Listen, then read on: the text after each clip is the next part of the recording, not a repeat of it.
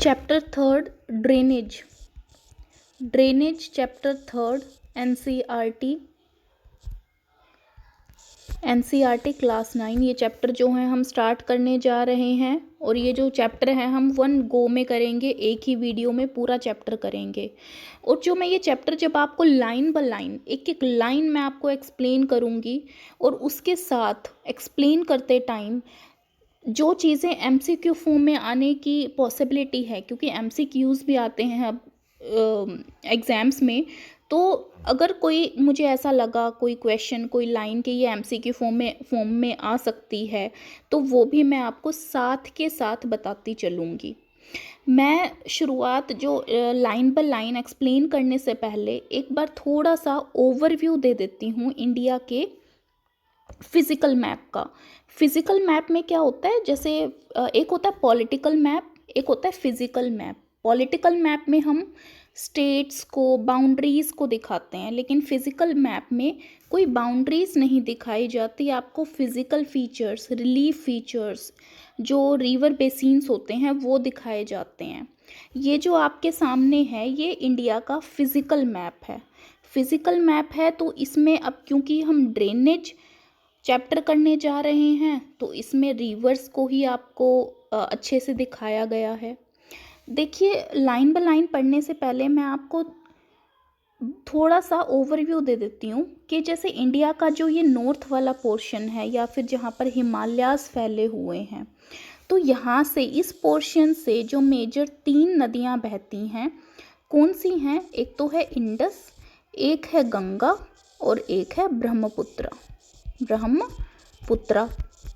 अब ये जो तीनों नदियां हैं वो कहाँ से बहकर नीचे आ रही हैं? हिमालय से बहकर नीचे आ रही हैं। और ये जो इसीलिए ये जो तीनों नदियां हैं इनको क्या बोला जाता है? हिमालयन रिवर सिस्टम, या हिमालय, पूरे हिमालय का जो रिवर सिस्टम है उनको बनाने में इन तीनों का कंट्रीब्यूशन है। इसीलिए हिमालयन रिवर में जो हम रिवर्स पढ़ेंगे वो कौन सी रिवर होंगी? Indus, Ganga and Brahmaputra. ये तो हो गई नॉर्थ में। हमने जो सेकंड चैप्टर किया था उसमें पेनिनसुला के बारे में आपको बताया था कि ये इंडिया का जो ये ट्रायंगल शेप में ये जो रीजन आता है ये पेनिनसुला रीजन है। यहाँ पर भी नदियाँ बहती हैं। यहाँ पर जो नदियाँ बहती हैं वो पेरिनियल नहीं होती। पेरिनियल मतलब पेरिनियल होती है, जैसे हिमालयन रिवर है वो पेरिनियल रिवर है, वो पूरा साल बहती हैं बहुत अच्छे से, उनमें पानी कभी भी ख़त्म नहीं होता। लेकिन जो यहाँ पर जो नदियाँ पड़ेंगी उसमें कुछ पेरिनियल होती हैं, कुछ नहीं भी होती हैं, जिनमें पानी कम ज़्यादा होता है, राइट। और इवन कुछ तो सूख भी जाती हैं पानी की कमी की वजह से, क्योंकि ये पेरिनियल नहीं है। इनमें अगर इनको बारिश ज़्यादा मिल गई, पानी आ गया तो बहती हैं, वरना कुछ तो अंदर ही अंदर डिसअपियर हो जाती हैं। तो एक तो ये मोटा मोटा फ़र्क है। और दूसरी चीज़ हम क्या बोल सकते हैं?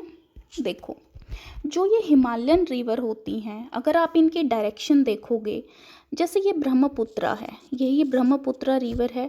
अब ब्रह्मपुत्र रिवर यहाँ से आके ये यहाँ पर फाइनली डेल्टा होता है, मतलब जो किसी रिवर का जो एंड पॉइंट होता है जहाँ पर जाकर वो मिलती है सागर में, तो वो अपना डेल्टा यहाँ पर बनाएगी बे ऑफ बंगाल में। अगर हम गंगा की बात करें, गंगा रिवर भी यहाँ से बहते हुए लास्ट में यहीं पर ही आकर मिलेगी। अगर हम इंडस रिवर की बात करें तो वो यहाँ से बहती हुई उसका डेल्टा वो यहाँ कहीं बनाएगी अरेबियन सी में। अगर ये तो हो गई 9 हिमालयन रिवर्स।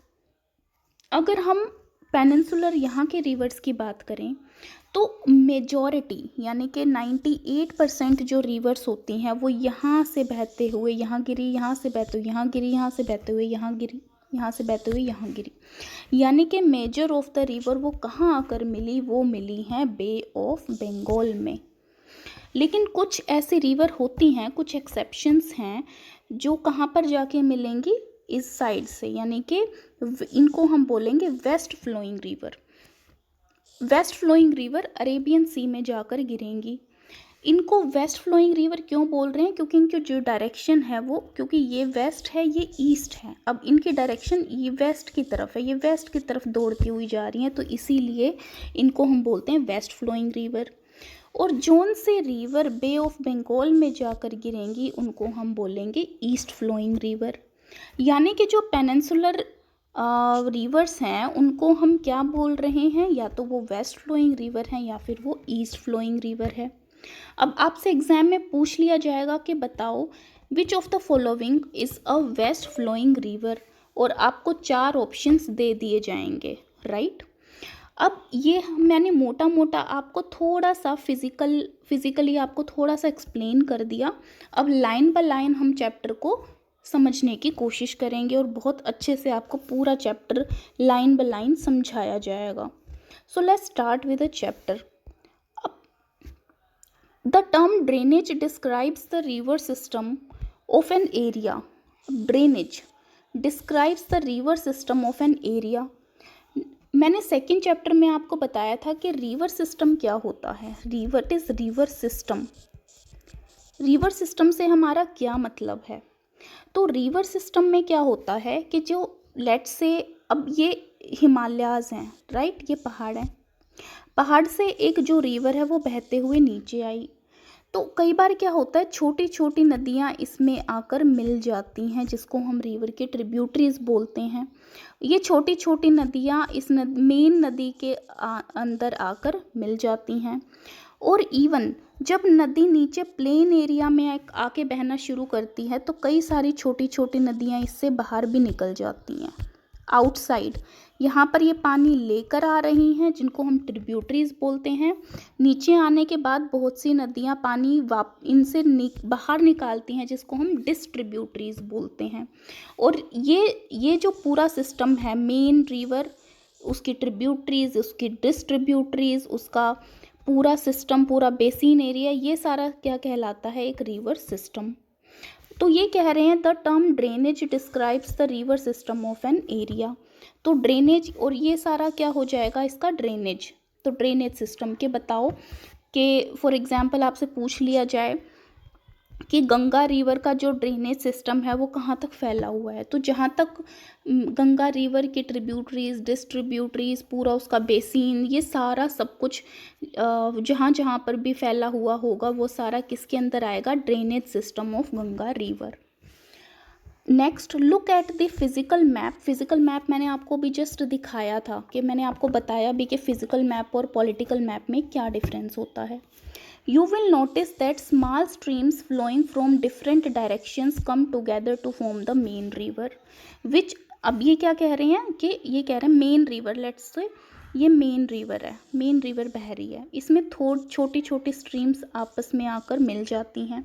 तो ये you will notice that small streams, ये जो स्मॉल स्ट्रीम्स हैं flowing from different direction come together to form the main river. और इस मेन रिवर को बनाने में इनका क्या होता है? Contribution, which ultimately drains into a large water body such as lake or a sea or an ocean। और ये जो पूरा सिस्टम है लास्ट में जाकर कहाँ पर जाकर गिरा? या तो किसी लेक में जाकर मिल जाएगा, या किसी सी में, या किसी ओशन में। जैसे थोड़ी देर पहले मैंने आपको समझाया कि जो ईस्ट फ्लोइंग रिवर है वो जाकर कहाँ पर गिरी? बे ऑफ बंगाल में, वो एक सी है। तो फिर इसीलिए ये कह रहे हैं कि फाइनली कहाँ पर जाकर मिलती हैं? या तो लेक में, या किसी सी में, या फिर ओशन में, राइट। ये उनका फाइनल डेस्टिनेशन होता है। किसी भी रिवर की जो जर्नी का फाइनल डेस्टिनेशन क्या होता है? या तो वो किसी ओशन में मिलेगी, या किसी सी में, और या किसी लेक में। The area drained by a single river system is called a drainage basin. Single river system यानी कि अब जैसे हिमालयाज़ में 3 रिवर सिस्टम हैं, एक इंडस, एक गंगा और एक ब्रह्मपुत्रा। तो एक सिंगल रिवर यानी कि गंगा रिवर सिस्टम का जो पूरा सिस्टम होगा उसको हम बोलेंगे उसका ड्रेनेज बेसिन। बेसिन मतलब कहाँ कहाँ तक फैली हुई है। यूपी में भी मिलती है, बिहार में भी, उत्तराखंड में भी। तो कहाँ कहाँ तक उसका पूरा ट्रिब्यूटरी, डिस्ट्रीब्यूटरी पूरा सिस्टम फैला हुआ है, वो उसका ड्रेनेज बेसिन होगा। A closer observation on a map will indicate that any elevated area such as mountain, elevated मतलब ऊंचा एरिया, ऊंचाई पे जो एरिया होता है जैसे कि माउंटेन हो गया या कोई अपलैंड हो गया, separates two drainage basins, such an upland is known as water divide। अब ये क्या कह रहे हैं कि मान लो ये एक थोड़ा सा लोअर एरिया है, ये लोअर एरिया है, और इन दोनों को आपस में एक ऊंचा सा पहाड़ या ऊंचा सा माउंटेन या ऊंची कोई भी एरिया इन दोनों एरिया को आपस में डिवाइड कर रहा है। और ये जो दोनों एरिया थे, यहाँ पे कोई और प्रॉपर नदी बह रही है बड़े वाली, और यहाँ पर कोई प्रॉपर नदी बह रही है। तो इन दोनों नदियों के एरिया को जो अपलिफ्टेड पार्ट सेपरेट करता है उसको हम बोलेंगे water divide. Obviously as the name suggest कि नाम ही वाटर डिवाइड है, तो मतलब दो प्रॉपर बेसिन्स को क्या कर रहा है, ये डिवाइड कर रहा है। Next, this chapter is very important in every point of view, either for the competitive exams, either for the school exams, either for the MCQ perspective। तो पूछ लेते हैं, जैसे MCQ में भी आपसे पूछा जा सकता है, विच of the following is a feature of perennial reverse, right. तो ये छोटी छोटी चीज़ें हैं जो आपको ध्यान रखनी है। Drainage systems in India. अब ड्रेनेज सिस्टम इंडिया में कौन से हैं, ये मैं आपको वैसे बता दिया था मैंने मोटा मोटा स्टार्टिंग में ही। एक तो हिमालयन रिवर है और एक पेनिनसुलर रिवर्स हैं। The drainage system of India are mainly controlled by the broad relief features of the subcontinent. Subcontinent के रिलीफ फीचर्स की वजह से कंट्रोल हो रहा है। रिलीफ फीचर्स से इनका क्या मतलब है, रिलीफ का मतलब होता है टोपोग्राफी, यानी कि पहाड़ हैं, प्लेन्स हैं, वो रिलीफ फीचर होते हैं किसी भी जगह के। तो इंडिया के जो रिलीफ फीचर हैं वो क्या हैं, पेनिनसुला वाला हमने देखा पहाड़ी एरिया नहीं है, हिमालय वाला पहाड़ी एरिया है। तो यानी कि उनके रिलीफ की वजह से यहाँ पर नदियों का सिस्टम बना है। Accordingly, the Indian river are divided into two major groups, Himalayan rivers and peninsular rivers. Apart from originating from the two major physiographic regions of India, the Himalayan and the peninsular rivers are different from each other in many ways. अब ये तो हो गया origination के base पे, topography के base पे, कि पहाड़ों की टोपोग्राफी ऐसी थी, उनका फिजिकली वो ऐसे थे कि वहाँ पर बर्फ़ इकट्ठी होती गई, पानी आता गया और फाइनली वो एक रिवर में चेंज हो गया और छोटी छोटी स्ट्रीम्स उसमें भी आकर मिल रही थी, तो एक बड़ा सा रिवर सिस्टम बन गया। साउथ में ऐसी टोपोग्राफी थी कि वहाँ पर भी ऐसा कुछ चीज़ें हुई, बहुत बारिश हुई, चीज़ें मिली, एक रिवर में चेंज हो गया। तो ये तो हो गया मेन रीज़न। उसके अलावा बहुत सी छोटी छोटी चीज़ें हैं जो एक रिवर सिस्टम को बनाने में हेल्प करती हैं। Most of the Himalayan rivers are perennial. Perennial का मतलब होता है जो सारा साल बहती हैं, तो हिमालयन रिवर्स ज़्यादातर क्या हैं, perennial. It means that they have water throughout the year. These rivers receive water from rain as well as from melted snow from the lofty mountains। ऊंचे ऊंचे पहाड़ों पे, माउंटेन्स पे जो बर्फ़ थी वहाँ से इनको पानी मिला, और ऑब्वियसली रेन की वजह से तो मिला ही मिला। लेकिन जो साउथ में, यानी कि जो पेनिनसुलर रीजन्स रिवर्स होती हैं, जो साउथ की तरफ होती हैं, वहाँ पर स्नो की वजह से पानी उनको नहीं मिलता, उनको सिर्फ रेन की वजह से ही पानी मिलता है। The two major Himalayan rivers, the Indus and Brahmaputra, originate from the north of the mountain ranges। ये भी हमें पता है कि जैसे ये गंगा रिवर ऑलमोस्ट यहाँ से ओरिजिनेट होती है, ब्रह्मपुत्र रिवर यहाँ से, तो ये हमारे क्या हैं, हिमालयाज़ का नॉर्दर्न साइड है। They have cut through the mountains making gorges, right. तो गॉर्जेस खाइयाँ जो होती हैं, ये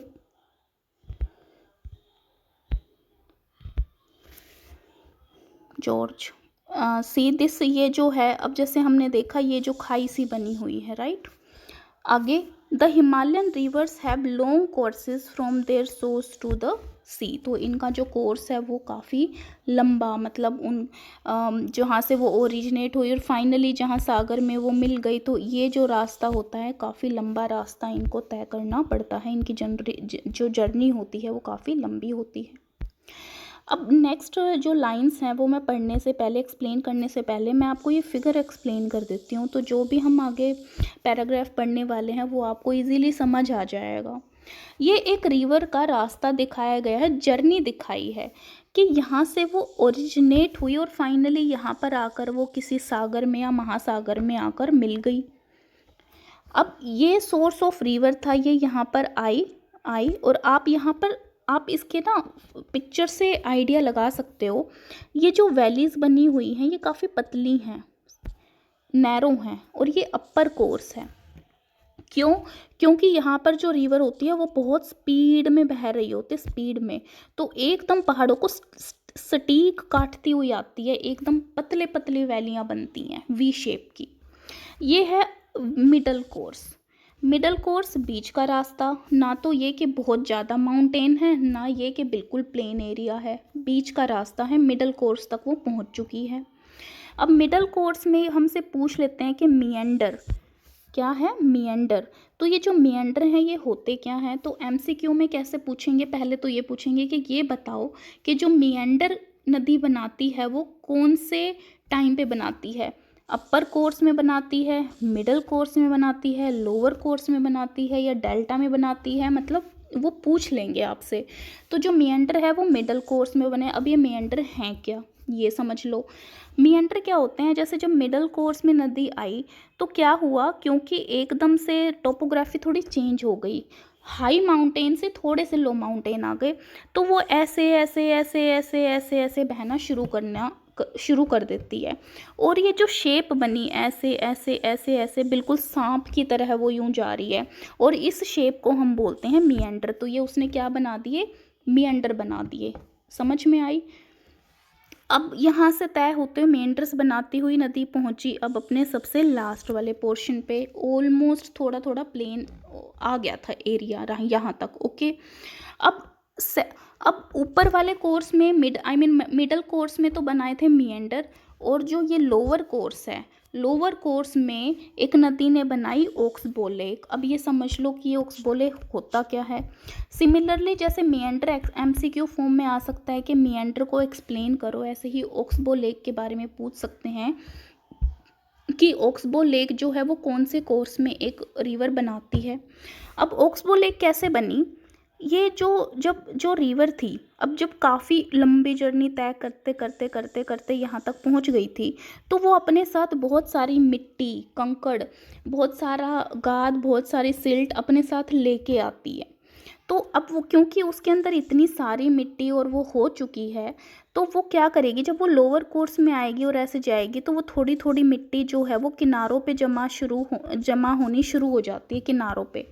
तो जब वो किनारों पे जमा होनी शुरू होती है तो होता क्या है, ये जो मेन रिवर का जो रास्ता था, यहाँ पर पानी भर जाता है। जैसे मान लो, देखो मैं आपको बताती हूँ, जैसे ये एक रिवर आई ऐसे, ये ऐसे जा रही थी, ऐसे जा रही थी, ऐसे जा रही थी, लेकिन जब ये ऐसे जा रही थी मतलब यहाँ पे मिट्टी इतनी जमा होती गई कि ये जो थोड़ी सी वाटर बॉडी थी ये मेन रिवर से कट गई, मेन रिवर से कट गई और दूर हो गई, और ये जो लास्ट में है कि लेक सी बन गई, मेन जो रिवर थी उससे दूर एक लेक सी बन गई, और इसको हम क्या बोलते हैं, ओक्सबो लेक। अब आपको ये समझ में आया। तो ये क्या थे, some features made by rivers. और लास्ट में जो रिवर जब फाइनली सागर में या महासागर में आके गिरी तो उसने क्या बनाया, डेल्टा। डेल्टा देखो आप ये देख रहे हो डेल्टा। अब डेल्टा कैसे बने देखो, अब ये जो रिवर है अपने साथ मैंने बताया थोड़ा मिट्टी विट्टी कंकड़ पत्थर लेके आती है, तो फाइनली जब ये आई यहाँ पर फाइनली सागर में जब ये गिरी, बहुत सारे जो ये मिट्टी विट्टी थी इसकी वजह से स्ट्रीम्स में फैल गई, बहुत सारे इसके मुंह बन गए और बहुत सारी जगह पे ये फैल गई और इस तरीके से सागर में गिरी, और यहाँ पे कहीं कहीं मिट्टी कहीं कहीं पत्थर जमा हो गए। तो ये पूरा आपका क्या हो गया, रिवर का फीचर जो भी उसने अपने पूरे जर्नी में बनाए। अब हम ये जब पैराग्राफ पढ़ेंगे तो आपको ये इजीली समझ में आ जाएगा। तो अब यहाँ पे ये क्या कहना चाह रहे हैं, they perform intensive erosional activity in their upper course. Erosion मतलब जैसे ऊपर जो चट्टानें थी इनको बिल्कुल काटते हुए आते हैं, इरोड करते हुए आती हैं, इरोड करते हुए वहाँ से मिट्टी को करती हैं, जमा करती हैं और लास्ट में डेल्टा में फेंक देती हैं, तो इरोड करती हैं। तो इरोजनल फीचर कहाँ हुआ, अपर कोर्स में हुआ। And carry huge loads of silt and sand. Silt and sand, थोड़ा गाद और मिट्टी ये अपने साथ लेके आती हैं। In the middle and the lower course, यानी कि जो मिडल और जो लोअर कोर्स है, these rivers form meanders oxbow lakes, यानी कि मिडल कोर्स में बनाए मियंडर और लोअर कोर्स में बनाए oxbow lake, and many other depositional features in their flood plains. Depositional features और फ्लड प्लेन्स क्या होते हैं, जैसे ये रिवर बह रही है, इसका जो ये किनारे होते हैं, ये जो यहाँ पर ये जो किनारे होते हैं, यहाँ पर मिट्टियाँ जो बन जाती हैं, इनको फ्लड प्लेन बोलते हैं। They also have well developed deltas, और यहाँ पर क्या होते हैं, और लास्ट में क्या है, डेल्टाज भी हैं, right. A large number of peninsular rivers are seasonal. जो काफ़ी सारे अब ये तो हो गई, हमने कौन सी रिवर्स करी हैं, हिमालयन रिवर्स के बारे में इन्होंने बताया, लेकिन जो पेनिनसुलर रिवर्स होती हैं वो सीजनल भी होती हैं, क्योंकि मैंने बताया ना कि जो हिमालयन रिवर हैं उनको तो फिर भी स्नो वगैरह मिलता रहता है, पूरा साल उनके अंदर पानी बना रहता है, लेकिन जो पेनिनसुलर रिवर्स हैं वो काफ़ी हद तक सिर्फ रेन वाटर पे डिपेंड करती हैं। अब रेन वाटर तो आपको पता है कि रेन जो है वो पूरा साल इक्वली नहीं आता, तो इसीलिए जो ये रिवर्स हैं वो भी सीजनल हैं। As their flow is depend on the rainfall. During the dry season, even the large rivers have reduced flow of water in their channels. तो यानी कि इवन जो बड़ी बड़ी रिवर्स भी होती हैं, भारी भारी रिवर पेनिनसुला की, पेनिनसुलर मैंने बताया ना कि एक तो हिमालयन रिवर हो गई, एक जैसे इंडस, गंगा और ब्रह्मपुत्र, इसके अलावा जो नीचे वाली जो रिवर्स हैं साउथ की तरफ जैसे आप जाते जाओगे, जो रिवर्स हैं पेनिनसुला रिवर में काउंट होंगी, तो वो वाली जो रिवर हैं क्योंकि वो सीजनल होती हैं, उनका जो बहाव है, पानी है, वो कहीं ना कहीं बारिश के पानी पे डिपेंड करता है, तो इसीलिए जब बारिश कम होती है या ड्राई सीजन होता है तो इवन उसमें पानी की बाहरी कमी हो जाती है। The peninsular rivers have shorter and shallower courses as compare to their Himalayan counterpart, और इवन इनका जो रास्ता है वो काफ़ी छोटा होता है, जो इनका जो जर्नी होती है काफ़ी छोटी होती है हिमालयन रिवर के कंपैरिजन में। However some of them originate in the central highland and flow towards the west. काफ़ी सारी ऐसी हैं, मैंने ये बता दिया कि जो जैसे flow towards the west, towards जैसे सेंट्रल हाईलैंड, जैसे ये जैसे इंडिया है, देखो यहाँ पर एमपी ये वाला पार्ट है, एमपी वाला सेंटर इंडिया का पार्ट है, काफ़ी सारी जैसे यहाँ एमपी सेंट्रल इस साइड से ओरिजिनेट होंगी और किस साइड जाके बहेंगी, अरेबियन सी की तरफ, यानी कि इंडिया के वेस्ट में। तो ये यही कह रहे हैं कि काफ़ी सारी ऐसी होती हैं जो वेस्ट की तरफ बहती हैं, ये भी मैंने वैसे आपको पहले बता दिया था। Can you identify 2 such large reverse, क्या आप ऐसी आइडेंटिफाई कर सकते हो रिवर्स जो वेस्ट की तरफ बहती हैं, यानी कि अरेबियन सी में जाके गिरती हैं। Most of the rivers of peninsular India originate in the western Ghat and flow toward the Bay of Bengal. Western Ghat Eastern Ghat मैंने सेकेंड चैप्टर में आपको बताए थे। जैसे ये साउथ इंडिया है, ये वाली कोस्ट है, वेस्ट साइड की जो कोस्ट है, ये इधर सारे पढ़ते हैं वेस्टर्न घाट, इधर पढ़ते हैं ईस्टर्न घाट। तो ये कह रहे हैं कि मोस्ट ऑफ द जो पेनिनसुलर रिवर्स हैं वो कहाँ पर ओरिजिनेट होती है, वेस्टर्न घाट में ओरिजिनेट होती हैं, और कहाँ पर जाकर गिरती हैं, यहाँ बे ऑफ बंगाल में जाकर गिरती हैं, राइट। तो अब मान लो आपसे एक डिस्क्रिप्टिव क्वेश्चन आ जाता है कि हमें 3 या 4 डिफरेंस बताओ पेनिनसुलर रिवर्स और हिमालयन रिवर्स में। तो आप बता सकते हो कि पहला चीज़ तो यही हो जाएगा कि जो हिमालयन रिवर्स होती हैं वो पेरिनियल होती हैं, सारा साल बहती हैं, लेकिन जो पेनिनसुलर रिवर्स होती हैं वो ज़रूरी नहीं पेरिनियल हों, उनमें ज़रूरी नहीं है कि सारा साल पानी बहे, लेकिन हिमालयन में ज़रूर बहता है। तो ये पहला डिफरेंस हो गया। दूसरा डिफरेंस क्या हो गया कि दूसरा डिफरेंस ये हो जाएगा कि जो पेनिनसुलर रिवर्स हैं वो उनकी डायरेक्शन जैसे आप देख सकते हो छोटी होती है, मतलब उनका जो पाथ होता है, कोर्स होता है, जो जर्नी होती है वो छोटी होती है, लेकिन हिमालयन रिवर सिस्टम की जो जर्नी होती है वो काफ़ी लंबी जर्नी होती है। दूसरा डिफरेंस। तीसरा डिफरेंस क्या आ जाएगा कि जो पेनिनसुलर है उसको हम 2 कैटेगरी में फिर भी डिवाइड कर देते हैं कि west flowing river, east flowing river. तो ये आपके 2-3 डिफरेंस हो जाएंगे जो आप एग्जाम में लिख सकते हो। अब इन्होंने थोड़ा सा ब्रॉड वे में डिस्क्राइब किया है कि हिमालयन रिवर्स में और पेनिनसुलर रिवर्स में। आगे प्रॉपर इन्होंने देखते हैं Himalayan rivers. The major Himalayan rivers are the Indus, Ganga and Brahmaputra, 3 हैं। These rivers are long and are joined by many large and important tributaries. Joined by this मतलब से क्या मतलब है, देखो मैं तो क्या है कि जैसे इंडस रिवर का अगर हम कोर्स देखें, पाथ देखें, यहाँ से ये ओरिजिनेट हुई इंडस रिवर, यहाँ से ये इसका पाथ रहा, ये पाथ ऐसे ऐसे ऐसे और ये यहाँ पर जाकर सागर में मिल गई। अब ये जो मेन रिवर थी ये अकेली नहीं थी, इसके साथ यहाँ से बहुत सारी जो ट्रिब्यूटरीज हैं इसमें आके मर्ज हुई। इधर से आप ये देखोगे कि इवन जो जैसे ये इंडस रिवर मेन रिवर, इसमें झेलम, चेनाब, रावी, सतलुज ये भी आपस में मिली और फिर लास्ट में इसके साथ मर्ज हो गई। तो ये यहाँ पर जो ट्रिब्यूटरीज थी, ये वाली जो रिवर्स थी, ये सारी किस में मिली, ये जो मेन रिवर थी इसमें आकर मर्ज हुई। तो ये जो पूरा सिस्टम है ये क्या बन गया हमारा, प्रॉपर इंडस सिस्टम। तो इसमें क्या है, जैसे यहाँ से नॉर्थ से कितनी सारी जो ट्रिब्यूटरीज हैं नॉर्थ से इसके साथ ऐड हुई। तो इसी पॉइंट को यहाँ पर ये बताने की कोशिश कर रहे हैं कि these rivers are long and are joined by many large and important tributaries. A river along with its tributary may be called a river system. ये मैं आपको कई बार एक्सप्लेन कर चुकी हूँ कि रिवर सिस्टम क्या होता है। मेन रिवर प्लस उसकी ट्रिब्यूटरीज प्लस डिस्ट्रीब्यूटरीज, ये जो पूरा सिस्टम बनता है इसको रिवर सिस्टम बोलते हैं। Indus river system, the river Indus rises in the Tibet near lake Mansarovar. तो ये जो रीजन होता है, ये जो एरिया होता है, ये वाला, let me raise it first, ये जो एरिया है ये तिब्बत एरिया है। सी यहाँ पर ये देखो तिब्बत एरिया। अब ये जो एरिया है यहाँ पर एक लेक पड़ती है जिसका नाम है मानसरोवर लेक, मानसरोवर लेक। यहाँ से ये क्या हुई, इंडस रिवर ओरिजिनेट हुई और यहाँ से इसने अपना जो पाथ है वो शुरू किया। इसके बाद ये क्या कह रहे हैं, फॉलोइंग वेस्ट। अब मैंने कहा ना, जैसे ये इंडिया को अगर मैं थोड़ा सा दिखाऊं, ये तिब्बत है, यहाँ से ओरिजिनेट हुई, तो ये तिब्बत का ईस्ट है, ये तिब्बत का वेस्ट है। तो ये कहाँ पर इसने फ्लो शुरू किया, वेस्ट की तरफ। It enters India in the Ladakh, और यहाँ पर कहीं पड़ गया क्या, लद्दाख। तो इंडिया में ये कहाँ से एंटर हुई, लद्दाख। तो आपसे एमसीक्यू फॉर्म में पूछ लिया जाएगा कि जो इंडस रिवर है वो इंडिया में कहाँ से एंटर होती है, लद्दाख से एंटर होती है।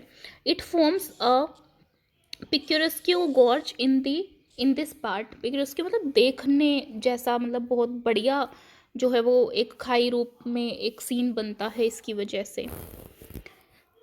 सेवरल ट्रिब्यूटरीज जैसे Zaskar, Nubra, Shyok, Hunza join it in the Kashmir region. तो जैसे ये जो इंडस रिवर है ये ऐसे यहाँ से लद्दाख से बहना शुरू हुई, तो यहाँ ये जो कश्मीर है यहाँ से इसके साथ ये सारी की सारी जो नदियाँ हैं वो ऐड हुई।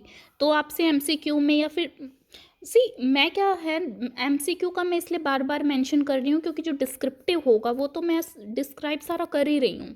तो डिस्क्रिप्टिव क्वेश्चन आ जाएंगे तो मैं जैसे आपको पूरा एक्सप्लेन कर रही हूँ वो तो आप कर ही सकते हो, लेकिन साथ में आपको थोड़ा आइडिया होना चाहिए कि ये जो डिस्क्रिप्टिव हैं इन्हीं को अगर एमसीक्यू में चेंज कर दिया गया तो कैसे, क्या क्या पॉसिबिलिटी हैं चेंज करने की।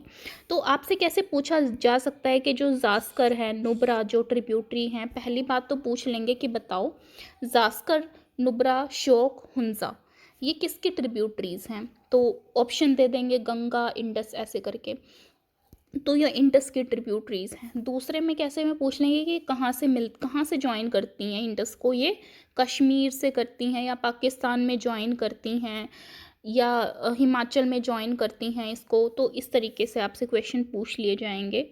The Indus flows through Baltistan and Gilgit and अमर। ये बाल्टिस्तान गिलगिट रीजन कश्मीर के इस साइड रीजन पड़ता है।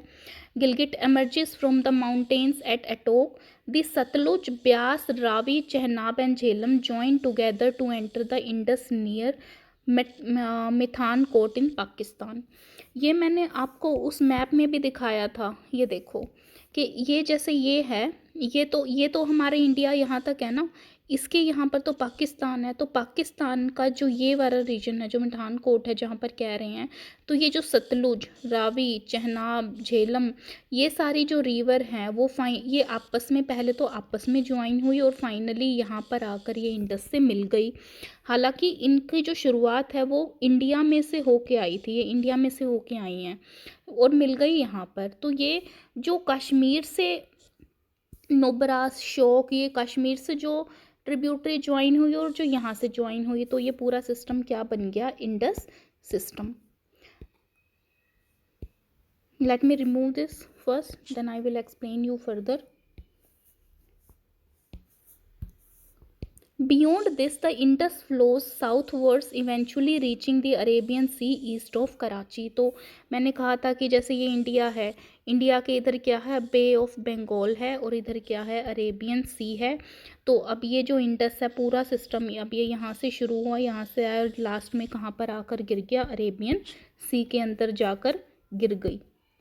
The Indus plain has a very gentle slope है इंडस का। जेंटल स्लोप से मतलब एकदम सटीक नहीं है कि जैसे मान लो ये एक पहाड़ है, एकदम बिल्कुल सटीक पहाड़ है और एकदम से यूं आकर गिरी नदी, तो ऐसा नहीं है, बहुत ही जेंटली फ्लो करती है। इसका जो स्लोप है वो काफ़ी जेंटल है, स्मूथ है मतलब। With a total length of 2900 kilometre. तो आपसे ये भी एमसीक्यू में पूछ लिया जाएगा कि इंडस की जो टोटल लेंथ है वो कितनी है, वो है 2900 किलोमीटर लंबा इसका रास्ता है। The Indus is one of the longest river of the world. One of the longest river है, सबसे लॉन्गेस्ट नहीं है, वन ऑफ द लॉन्गेस्ट है। A little over a third of the Indus basin is located in India, Ladakh, Jammu and Kashmir, Himachal Pradesh, Punjab and rest in the Pakistan. Major part Indus river का जो system है वो पाकिस्तान में ज़्यादा है। इंडिया में इंडस रिवर सिस्टम का बहुत ही कम एरिया पड़ता है, ज़्यादातर ये पाकिस्तान में आती है ये रिवर। अब ये क्या कह रहे हैं, according to the regulations of the Indus water treaty. अब क्योंकि ये इंडिया में भी है और ये पाकिस्तान में भी है, तो कई बार कंट्रीज़ के बीच में डिस्प्यूट हो जाता है कि कौन इस रिवर का पानी ज़्यादा यूज़ करे, कैसे करे, कौन इस पे डैम्स बना सकता है, कितना वाटर रोका जा सकता है किसी कंट्री के थ्रू, कितना नहीं। तो इस पर फिर एक सहमति होती है जिसको ट्रीटी बोलते हैं। तो 1960 में इस पर एक ट्रीटी हुई थी जिसमें क्या डिसाइड हुआ था, India can use only 20% of the total water carried by the Indus river system. क्योंकि ज़्यादातर पोर्शन पाकिस्तान में है, तो इंडिया इस रिवर में बहने वाले पानी का सिर्फ 20% पानी यूज़ कर सकता है। This water is used for irrigation in Punjab, Haryana and southern and western part of Rajasthan. और ये कहाँ पर यूज़ होगा, इरिगेशन के लिए यूज़ होगा पंजाब में, हरियाणा में और राजस्थान के कुछ पोर्शंस में। ये तो हो गई हमारी प्रॉपर इंडस रिवर सिस्टम। अब हम पढ़ते हैं Ganga river system. The headwaters of the Ganga called, जैसे Bhagirathi is fed by the Gangotri glacier and joined by the Alaknanda at Devprayag in Uttarakhand. अब होता क्या है, जैसे इस headwater of the Ganga, जैसे मान लो गंगा का ये ओरिजिन है, उत्तराखंड में एक ग्लेशियर है, वहाँ से ये ओरिजिन है, ठीक है। अब यहाँ से जब ये इसका ओरिजिन हुआ, जब ये आई, इसको हम गंगा रिवर नहीं बोलते, इस टाइम पे हम रिवर को बोलते हैं भागीरथी। इस टाइम पे हमने रिवर को क्या बोला, भागीरथी। और ये जैसे ये गंगोत्री ग्लेशियर था, गंगोत्री ग्लेशियर से यहाँ पर जो निकली थी रिवर, इसको हम बोलते हैं भागीरथी। अब ये जो भागीरथी रिवर था, इसको ज्वाइन किया एक और रिवर ने, और जब ये एक और रिवर ने ज्वाइन किया तो ये फाइनली बाहर जो रिवर अमर्ज हुई, इन दोनों के मिलने से इस वाले पोर्शन को आगे फर्दर बोला गया गंगा रिवर। ओके, तो इतनी जो रिवर थी इसको भागीरथी बोला, और यहाँ से जो रिवर आकर इससे मिली इसको अलकनंदा बोला गया। ऐसे याद रख सकते हो, ए और बी आपस में मिले तो गंगा बनी, यानी कि अलकनंदा और भागीरथी आपस में मिले तो कौन सी रिवर लास्ट में इमर्ज हुई, गंगा रिवर। यानी कि जो मेन सोर्स होता है गंगा रिवर का, वहाँ पर उसे हम गंगा नहीं बोलते, भागीरथी के रूप में निकलती है। तो यहाँ से ये ग्लेशियर जो था, इसको गंगोत्री ग्लेशियर, और जो अलकनंदा है, अलकनंदा कहाँ अलग joined by Alaknanda at Devprayag in Uttarakhand. और ये फाइनली जो ये मिले, यानी कि ये जो यहाँ से अलकनंदा, यहाँ से भागीरथी, और जहाँ पर ये मिले इसको हम बोलते हैं देवप्रयाग। और ये कहाँ पर पड़ता है? उत्तराखंड में। तो आपसे पूछ लेंगे कि अलकनंदा और भागीरथी कहाँ पर मिलते हैं, एमसीक्यू में पूछा जा सकता है कहाँ पर मिले? देवप्रयाग पर मिले, जो कि कहाँ पर एग्जिस्ट करता है? उत्तराखंड में ये एग्जिस्ट करता है। At Haridwar the Ganga emerge from the mountains on the plains. और यहाँ तक, यानी कि ये जो हरिद्वार में जो गंगा हैं, यहाँ तक गंगा माउंटेन एरिया से बह रही थी, लेकिन हरिद्वार वाला जब एरिया आता है तो वहाँ से जो गंगा रिवर है वो प्लेन एरिया में बहना शुरू कर देती है। ये मैपिंग के थ्रू आपको थोड़ा सा मैं फिर भी आइडिया दे देती हूँ मैपिंग के थ्रू। देखिए, ये यहाँ से गंगा रिवर सिस्टम यहाँ पे स्टार्ट हुआ, गंगा रिवर। ये गंगा रिवर यहाँ से बहते बहते बहते फाइनली कहाँ पर चली गई? बे ऑफ बंगाल में। यहाँ पे ये इनके ट्रिब्यूटरीज हैं जो इसके साथ गंगा रिवर के साथ मिलती हैं। जैसे यहाँ से मिल गई यमुना रिवर, यमुना रिवर से फर्दर जो रिवर हैं वो अटैच हो रही हैं। फिर यहाँ पर ये गंगा रिवर हो गया, यहाँ से घग्गर, गंडक, कोशी, ये सारी जो ट्रिब्यूटरीज हैं मिल रही हैं। इधर जो यमुना रिवर इनसे मिल रही थी, यमुना रिवर को फर्दर जो ट्रिब्यूटरीज मिल रही हैं, ये जो पूरा सिस्टम बन रहा है ये गंगा रिवर सिस्टम बन रहा है। और लास्ट में ये कहाँ पर जाकर गिर जाती है? बे ऑफ बंगाल में। तो ये जो आप फिजिकल मैप जब देखोगे तो काफ़ी सारी चीज़ें तो आपको फिजिकल मैप से ही समझ में आ जाएंगी। The Ganga is joined by many tributaries from the Himalayas, a few of them being major rivers such as Yamuna. तो यानी कि अगर आपसे एमसीक्यू में पूछा जाए कि यमुना किसकी ट्रिब्यूटरी है, तो Yamuna is tributary of river Ganga. तो यमुना, घाघरा, द गंडक एंड कोशी, ये सारी किसकी ट्रिब्यूटरीज हैं? गंगा रिवर की। जैसे ये गंगा रिवर बह रही है, यमुना रिवर इधर से ज्वाइन करती है, जो घग्गर, गंडक, कोशी हैं वो इधर से, इस साइड से ज्वाइन करती हैं।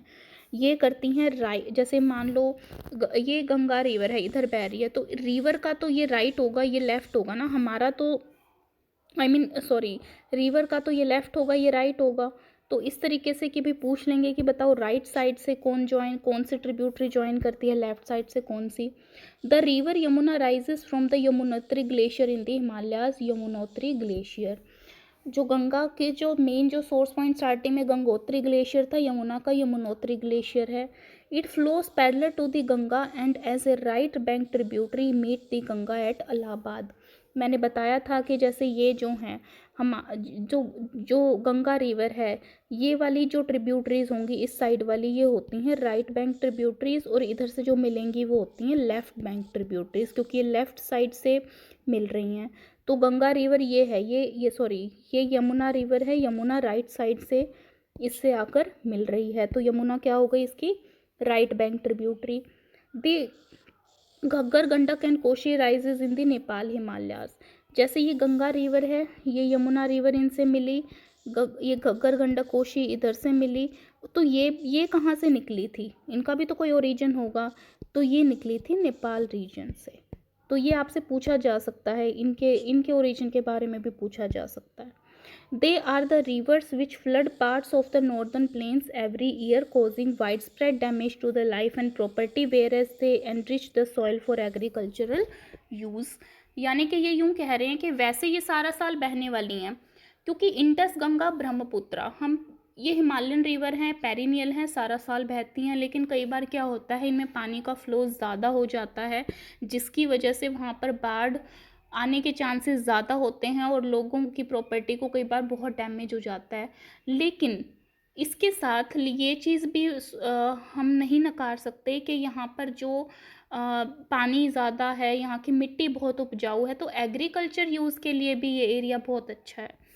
आगे ये क्या कह रही हैं? The main tributaries which come from the peninsular uplands are the Chambal, Betwa and Son.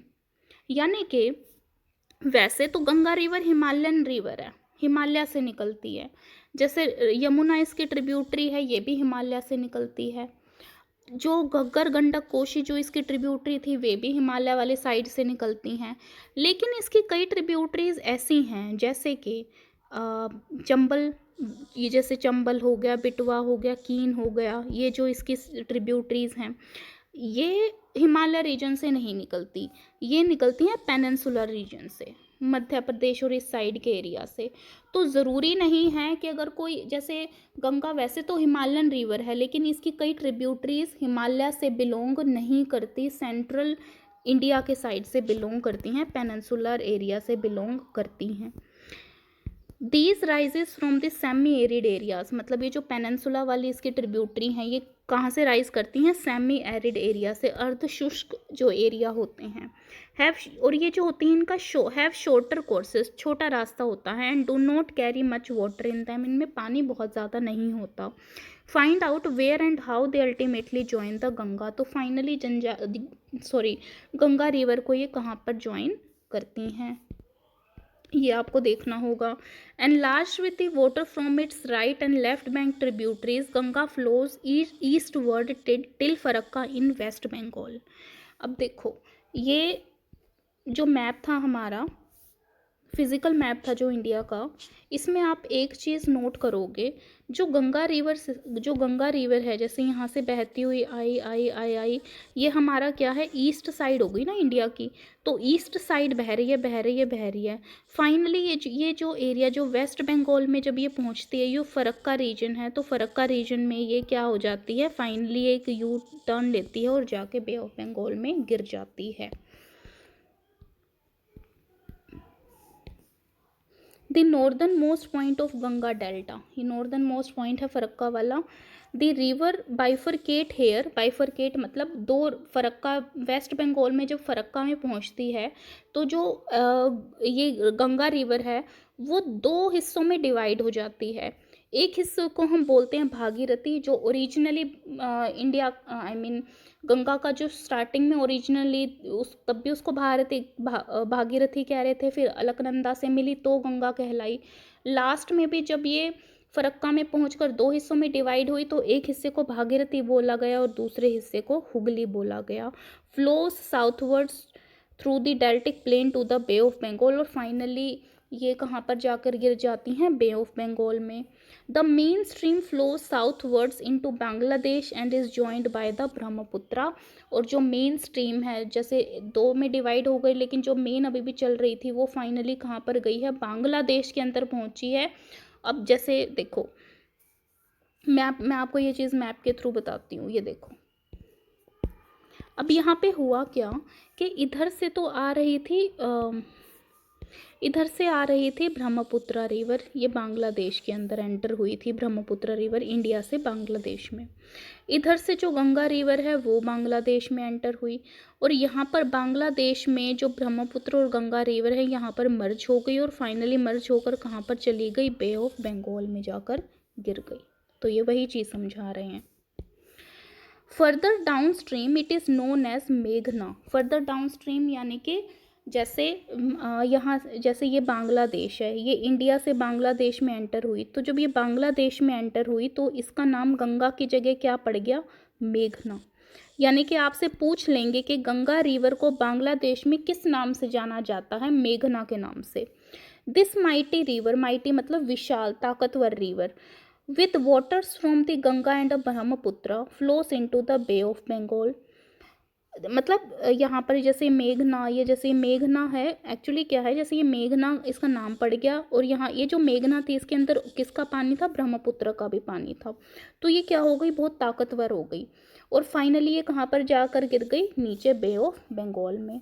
The delta formed by this rivers is known as Sundarban delta, यानी कि जो सुंदरबन डेल्टा है वो कौन कौन से रिवर का डेल्टा है, वो है गंगा एंड ब्रह्मपुत्रा, ब्रह्मपुत्रा, इन दोनों का ये डेल्टा है, सुंदरबन डेल्टा।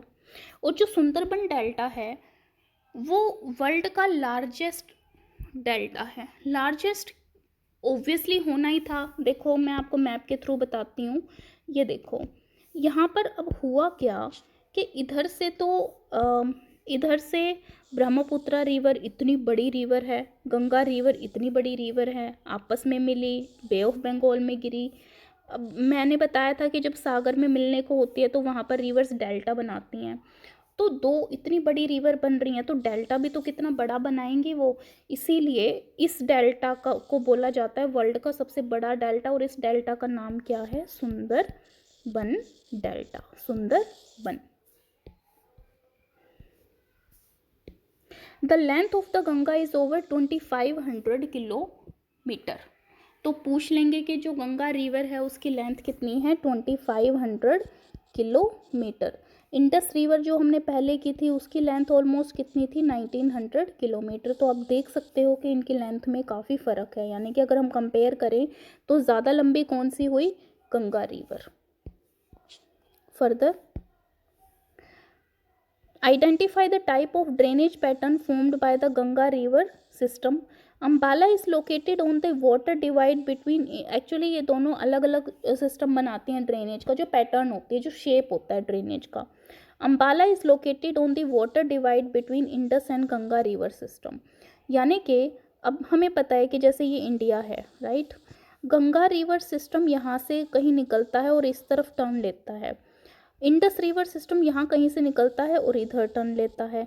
इनके बीच में जो वाटर डिवाइड है, इधर बहुत सारे पहाड़ थे, इधर बहुत सारे पहाड़ थे, इन पहाड़ों के बीच में ये जो डिवाइड है, ये एग्जैक्ट क्या है, अम्बाला। अम्बाला डिवाइड इनको जो है वो सेपरेट करता है, ये जो डिवाइड इनको सेपरेट करता है ये क्या है, Ambala divide between the Ganga and Ambala is located on the water divide. तो ये वहाँ पर लोकेट है। The plains from the Ambala to the Sundarban stretch over nearly 1800 kilometre. तो द प्लेन फ्रॉम अम्बाला, यानी कि ये अम्बाला का जो अम्बाला के जो प्लेन थे और फाइनली जब ये डेल्टा में आके गिरी, इनके बीच में जो डिफरेंस है वो कितना है, 1800 kilometre. Next, but the fall in its slope is hardly 300 metre, मतलब जो स्लोप, यानी कि वो यहाँ से बहती बहती बहती जब फाइनली बे ऑफ बंगाल में गिरी तो जो स्लोप है वो 300 मीटर मुश्किल से है, मतलब स्लोप बहुत सटीक नहीं है, स्टीप नहीं है। In other words, there is a fall of just 1 metre for every 6 kilometre, therefore the river develops large meanders. Meander मैंने बताया था आपको, जो मिडल पार्थ होता है किसी रिवर का, कि जैसे मान लो एक रिवर है, वो यहाँ से ओरिजिनेट हुई, ये अपर कोर्स था, मिडल कोर्स में पहुँची, फिर नीचे पहुँची, तो ऊपर पहाड़ ज़्यादा होते हैं, जब बीच वाले एरिया में जब पहाड़ कम होते हैं, थोड़ा कम पहाड़ी एरिया होता है, वो यूं यूं यूं यूं इस शेप में बहती है, इसको मियंडर बोलते हैं। तो क्योंकि बीच में आने के बाद जो ज़्यादातर गंगा रिवर का जो एरिया है वो मियंडर फॉर्म में बहती है, क्योंकि ऑलमोस्ट बीच का एरिया है, ये भी नहीं कह सकते कि बिल्कुल प्लेन एरिया में बहती है, ये भी नहीं कह सकते कि बहुत ज़्यादा पहाड़ी एरिया में बहती है, ऑलमोस्ट बीच के मिडल टाइप के एरिया में गंगा रिवर बहती है, तो इसीलिए ज़्यादातर वो मियंडर इस वाली फॉर्म में अपना रास्ता कवर करती है। नेक्स्ट है ब्रह्मपुत्र रिवर सिस्टम। अब हम नेक्स्ट कौन सा करेंगे, Brahmaputra river system. Indus river system हो गया, गंगा रिवर सिस्टम हो गया, अब इस साइड से हम करेंगे ब्रह्मपुत्र रिवर सिस्टम। ये भी मैं आपको एक बार मैप के थ्रू बता देती हूँ, आपको फिर ये भी समझने में आसानी रहेगी, दिक्कत नहीं आएगी। ये देखिए, अब यहाँ पर जैसे ये बिल्कुल ईस्ट में, ये हमारे इंडिया का क्या है, ईस्ट साइड है, यानी कि अब ये जो ब्रह्मपुत्र सिस्टम है वो कहाँ पर बहता है, इंडिया के ईस्ट में बहता है। अब ये जो ब्रह्मपुत्र है उसका जो ओरिजिन है वो इंडिया से नहीं है, आप देख रहे हो ना, यहाँ से बहती हुई आ रही है ब्रह्मपुत्र, तो ये जो एरिया है वो तो इंडिया में नहीं है, यानी कि ओरिजिन इंडिया में नहीं है। यहाँ ये जो अरुणाचल प्रदेश, ये हमारा क्या है, अरुणाचल प्रदेश है, ये अरुणाचल प्रदेश की बाउंड्री है, ये अरुणाचल प्रदेश से इंडिया में एंटर हुई। ये जो लिखा हुआ ना दिहांग रिवर, तो इंडिया में जब ये एंटर होती है तो इसको बोला, यहाँ इस वाले टाइम पे इसको दिहांग बोल रहे हैं। जैसे गंगा रिवर का जब ओरिजिन हुआ था तो भागीरथी के नाम से बोल रहे थे, गंगा तो बाद में उसको बोला जब अलकनंदा उससे मिली। ऐसे ही जो दिहांग, ये जब इंडिया में एंटर हुई इसको एक पहले दिहांग बोल रहे थे, दिहांग रिवर। तो जब ये यहाँ पर आई और ये जो लोहित रिवर है, इधर से एक ट्रिब्यूटरी है इसकी, जब ये लोहित इससे आप यहाँ पर मिली और फाइनली जब ये नीचे वाले एरिया में आकर बहने लगी तो जाके इसको ब्रह्मपुत्र इसका नाम रखा। तो असम के जो प्लेन एरिया आ जाता है, ये थोड़ा ये वाला एरिया असम का एरिया है, तो वहाँ पर इसको ब्रह्मपुत्र बोलना शुरू कर दिया। यहाँ से फिर फाइनली ब्रह्मपुत्र रिवर बहती बहती बांग्लादेश में एंटर हुई, इस वाले जगह पर ये बांग्लादेश में गंगा से मर्ज हुई, यहाँ पे इसको बोल दिया गया, क्या नाम रख दिया गया इसका, मेघना, इसको बोल दिया गया मेघना। और फाइनली मेघना कहाँ पर जाकर चली गई, बे ऑफ बंगाल में। तो ये आपने मोटा मोटा इसका जो रास्ता है वो समझ लिया कि जो ये ब्रह्मपुत्र रिवर है वो बहती कहाँ पर है। The Brahmaputra rises in the Tibet east of Mansarovar Lake very close to the sources of Indus and Satluj। तो जैसे ये हमारा ये इंडिया था, ये अरुणाचल प्रदेश है, ठीक है। यहाँ पे कहीं मानसरोवर लेक है। मानसरोवर लेक से जब इंडस रिवर ओरिजिन हुई तो इंडस रिवर तो इस तरफ चली गई, लेकिन ब्रह्मपुत्र रिवर इस तरफ चली गई और कहाँ पर एंटर हो गई, अरुणाचल प्रदेश में। It is slightly longer than the Indus, Indus से ये थोड़ी लंबी है। And most of its course lies in the outside India. आप देखोगे ना, ये इंडिया तो यहाँ से इंडिया है, इससे ऊपर इंडिया थोड़ी ना है। तो ज़्यादातर इसका जो रास्ता है वो आउटसाइड इंडिया में है। जैसे इंडस का ज़्यादातर आउटसाइड इंडिया था, ऐसे ही इसका भी ज़्यादातर आउटसाइड इंडिया में है। इंडिया में तो ये गिनी चुनी स्टेट्स में है, जैसे अरुणाचल प्रदेश में, असम में। It flows eastwards parallel to the Himalayas के पैरेलल में बहती है। It flows eastward parallel to the Himalayas. On reaching the Namcha Barwa it takes U turn. ये जो हमने ये हिमाचल है, हिमाचल ये जो नामचा बारवा है, यहाँ से ये एकदम से क्या ले लेती है, यू टर्न ले लेती है। Enters India in Arunachal Pradesh and through a gorge. Here it is called the Dihang. मैंने कहा था जब यहाँ पे स्टार्टिंग में एंटर हुई थी तो उसको दिहैंग बोलते हैं। And it is joined by Dibang and Lohit. यहाँ से ये आई, यहाँ से दिबांग आई, यहाँ से लोहित आई, और किस में चेंज हो गई, ब्रह्मपुत्र में। और ब्रह्मपुत्र इन असम, और असम में फाइनली इसको क्या बोला गया, ब्रह्मपुत्र रिवर। देखो जैसे ये अरुणाचल प्रदेश है, अरुणाचल प्रदेश से पहले यहाँ पर इसको क्या बोल रहे थे, दिहैंग रिवर। यहाँ पर ये एंटर हुई अरुणाचल प्रदेश में, इसको बोला गया दिबांग। तो दिबांग के साथ कौन सी क्या आके मिली, लोहित। तो जब ये लोहित और दिबांग आपस में मिले तो किस में चेंज हो गई, ब्रह्मपुत्रा। और ये कहाँ पर मिली हैं, असम में मिली हैं, इसीलिए असम से लेकर लास्ट तक इसको क्या बोला गया इंडिया में, ब्रह्मपुत्र रिवर।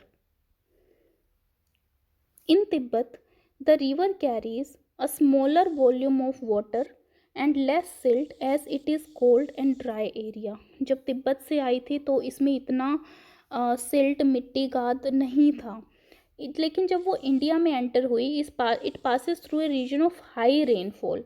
अरुणाचल प्रदेश से जब ये एंटर हुई, असम की तरफ आई, बहुत ज़्यादा रेनफॉल होती है वहाँ पर, तो इसने रेन को गेन किया अपने अंदर। Here the river carries a large volume of water and considerable amount of silt. काफ़ी गाद और पानी इसके अंदर आ चुका था।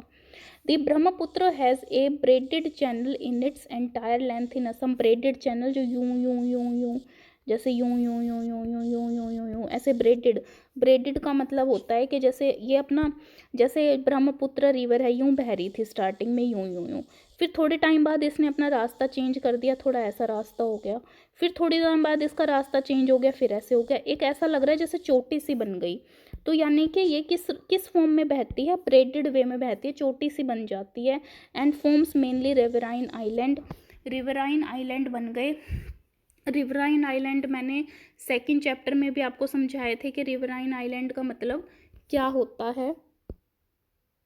तो रिवराइन आइलैंड में एक्चुअली होता क्या है, लेट्स से कोई रिवर इस पाथ से जा रही थी, ऐसे अपना पाथ ट्रैवल कर रही थी, लेकिन कुछ टाइम के बाद क्या हुआ, उसने अब जैसे अपना जब ये पाथ ट्रैवल कर रही थी तो अपने साथ बहुत सारी मिट्टी, बहुत सारे पत्थर और वो अपने साथ ट्रैवल कर रही थी, लेके आ रही थी। अब हुआ क्या, ये जितना भी अपने इसके साथ मिट्टी पत्थर था, ये एक जगह पर जब ये ट्रैवल कर रही थी तो ऐसे जमा होता गया होता गया होता गया। कुछ टाइम बाद क्या हुआ कि ये जो रिवर थी इसने अपना रास्ता थोड़ा सा चेंज कर लिया, और ये जो यहाँ पर पहले वाला जो मिट्टी सिल्ट जो भी चीज़ें थी वो यहाँ पर जमा रही। तो ये जो था वो इसने जब अपना रास्ता चेंज किया तो यहाँ पर जो चेंज हुआ रास्ता था, यहाँ पर भी कुछ थोड़ा बहुत उसने जमा किया, यहाँ पर भी जमा हो गया, यहाँ पर भी हो गया, फिर से उसने अपना रास्ता चेंज किया। तो यहाँ पर ऐसे क्या होता है, करते करते जमा होते होते बिल्कुल एक आइलैंड सा बन जाता है और उसके आसपास से ऐसे रिवर बह रही होती है। तो रिवर इधर से निकल गई, लेट्स से, अब बीच में तो क्योंकि आइलैंड सा बन चुका था, इसके ऊपर से तो रिवर जाएगी नहीं, इसके इधर साइड से निकल गई, तो रिवर के बीच में एक आइलैंड सा बन गया जिसको हम बोलते हैं रिवराइन आइलैंड। तो ब्रह्मपुत्र में, असम में अब सिचुएशन क्या हो रखी है कि लेट्स से ये ब्रह्मपुत्र रिवर बह रही है, असम में बह रही है, ठीक है। अब ये रिवर के बीच में एक आइलैंड बन चुका है और इस आइलैंड को बोलते हैं रिवराइन आइलैंड।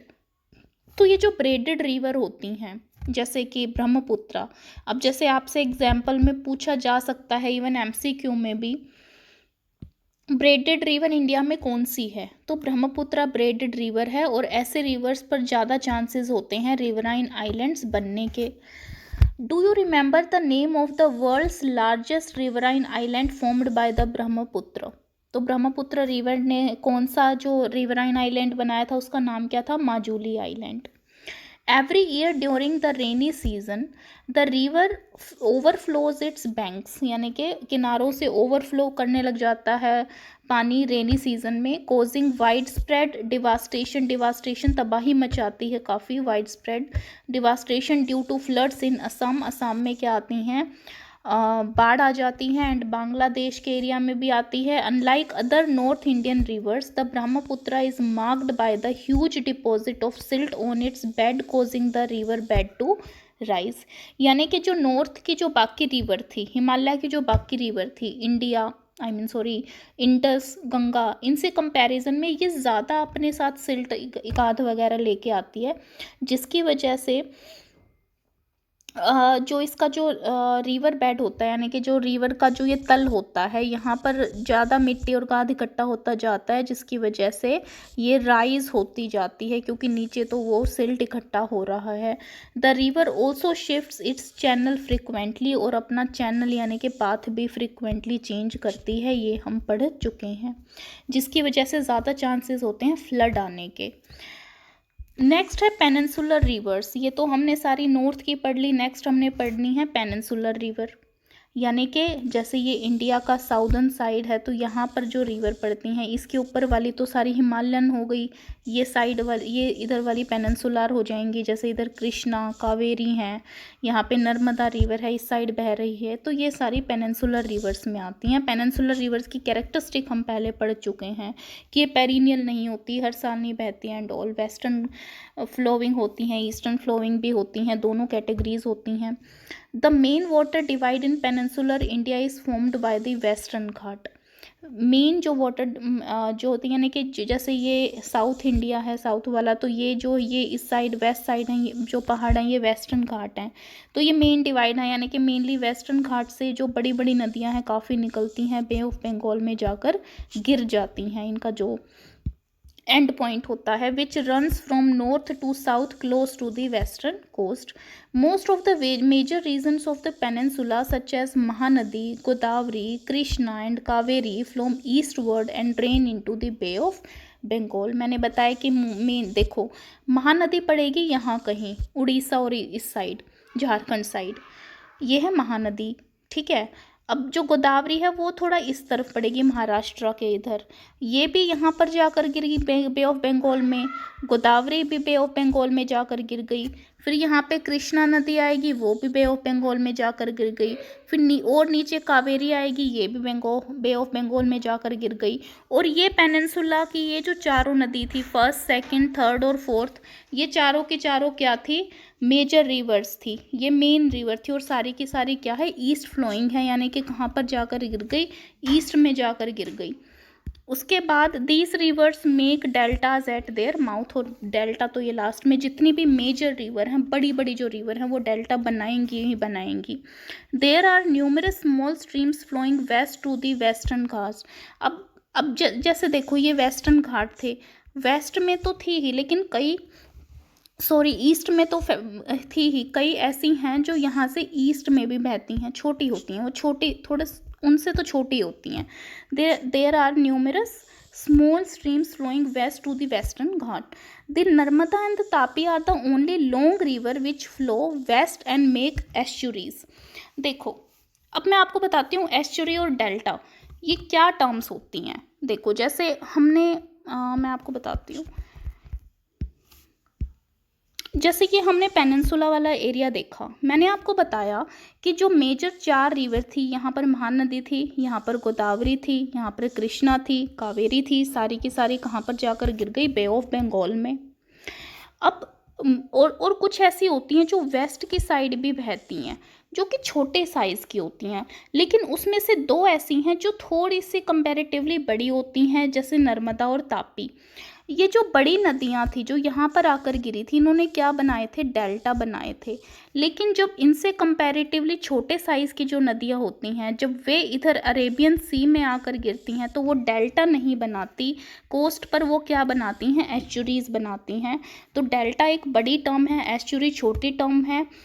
और पहली चीज़, दूसरी चीज़, जो ईस्ट फ्लोइंग रिवर है, यानी कि जो ईस्ट की तरफ बह रही है, वो एस्चुरीज बनाएंगी, और जो वेस्ट की तरफ बह रही हैं वो क्या बनाएंगी, डेल्टा बनाएंगी। तो ये आपने थोड़ा थोड़ा इसमें एस्चुरी और डेल्टा में थोड़ा आपको आइडिया लग गया कि आपसे पूछ लिया जाएगा कि नर्मदा और तापी डेल्टा बनाती हैं या एस्चुरी बनाती हैं। अब आगे, most of the major river of the peninsula such as Mahanadi, Godavari, Krishna, Kaveri, ये क्या करती हैं, बे ऑफ बंगाल में जाकर गिरती हैं। These rivers make deltas at their mouth, delta बनाती हैं। There are numerous small streams, ये मैं सारा आपको करा चुकी हूँ। The drainage basins of the peninsular rivers are comparatively smaller in size. किसके कंपैरिजन में, हिमालयन रिवर्स के कंपैरिजन में, कि जो हिमालयन रिवर्स थी उनका जो ड्रेनेज बेसिन था वो बड़ा था, और जो ये पेनिनसुलर है इनका छोटा है। अब आ जाते हैं नर्मदा बेसिन पे, यानी कि पेनिनसुलर रिवर्स की जो मेन हैं उनको भी हम क्या देख रहे हैं, लाइन बाय लाइन देखेंगे। पहली है नर्मदा बेसिन। मैंने बताया नर्मदा और तापी, जैसे ये इंडिया है, साउथ है इंडिया का, यहाँ पे कहीं, यहाँ से कहीं ओरिजिनेट हुई मध्य प्रदेश के इधर से नर्मदा और तापी, तो नर्मदा इधर जाकर आती है, नर्मदा भी इधर जाके गिरती है अरेबियन सी में, तापी भी अरेबियन सी में आकर गिरती है। आगे, Narmada basin, the Narmada rises in the Amarkantak hills in the Madhya Pradesh. तो जो नर्मदा है वो कहाँ पर राइज हुई, अमरकंटक हिल्स में। अमरकंटक हिल्स यहाँ कहीं पड़ता है, इधर मैं आपको मैप से थोड़ा सा एक्सप्लेन कर देती हूँ। नर्मदा हिल्स जो है वो यहाँ पर, ये जो नर्मदा रिवर जो है वो अमरकंटक हिल से यहाँ पर कहीं पड़ता है अमरकंटक। तो यहाँ से ये नर्मदा आई और कहाँ पर जाकर गिर गई, अरेबियन सी में। ये आप देखो तापी रिवर भी यहाँ कहीं से हुई और यहाँ पर अरेबियन सी में आके गिर गई। तो मोटे मोटे आपको लोकेशन का आइडिया इनका लग गया। अब ये जो नर्मदा रिवर है flow towards the west in a rift valley formed due to faulting.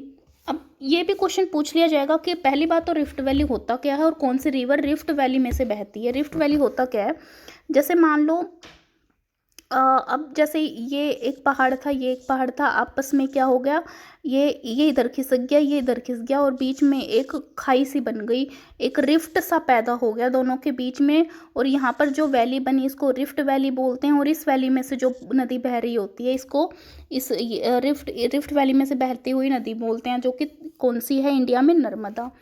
On its way to the sea, जो नर्मदा है, Narmada creates many picturesque locations, बहुत सुंदर सुंदर लोकेशंस बनाती है।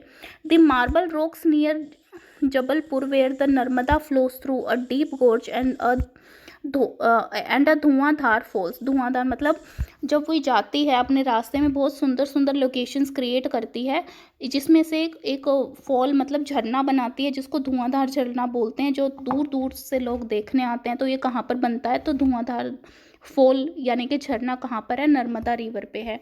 MCQ में आपसे पूछ लेंगे कि जो धुआंधार फॉल है वो किसके ऊपर है, नर्मदा रिवर के ऊपर है। Where the river plunges over the steep rocks are some of the notable ones. Next, all tributaries of Narmada are very short and most of these join the main streams at right angles। यानी कि जो Narmada river जो ऐसे बह रही है Arabian सागर में जाके गिरी, इसकी जो ट्रिब्यूटरीज होती हैं वो थोड़ी छोटी होती हैं, ठीक है, और ऑलमोस्ट राइट एंगल पे आके मिलती हैं, ऐसे मिलती हैं, राइट एंगल पे आकर मिलती हैं इससे।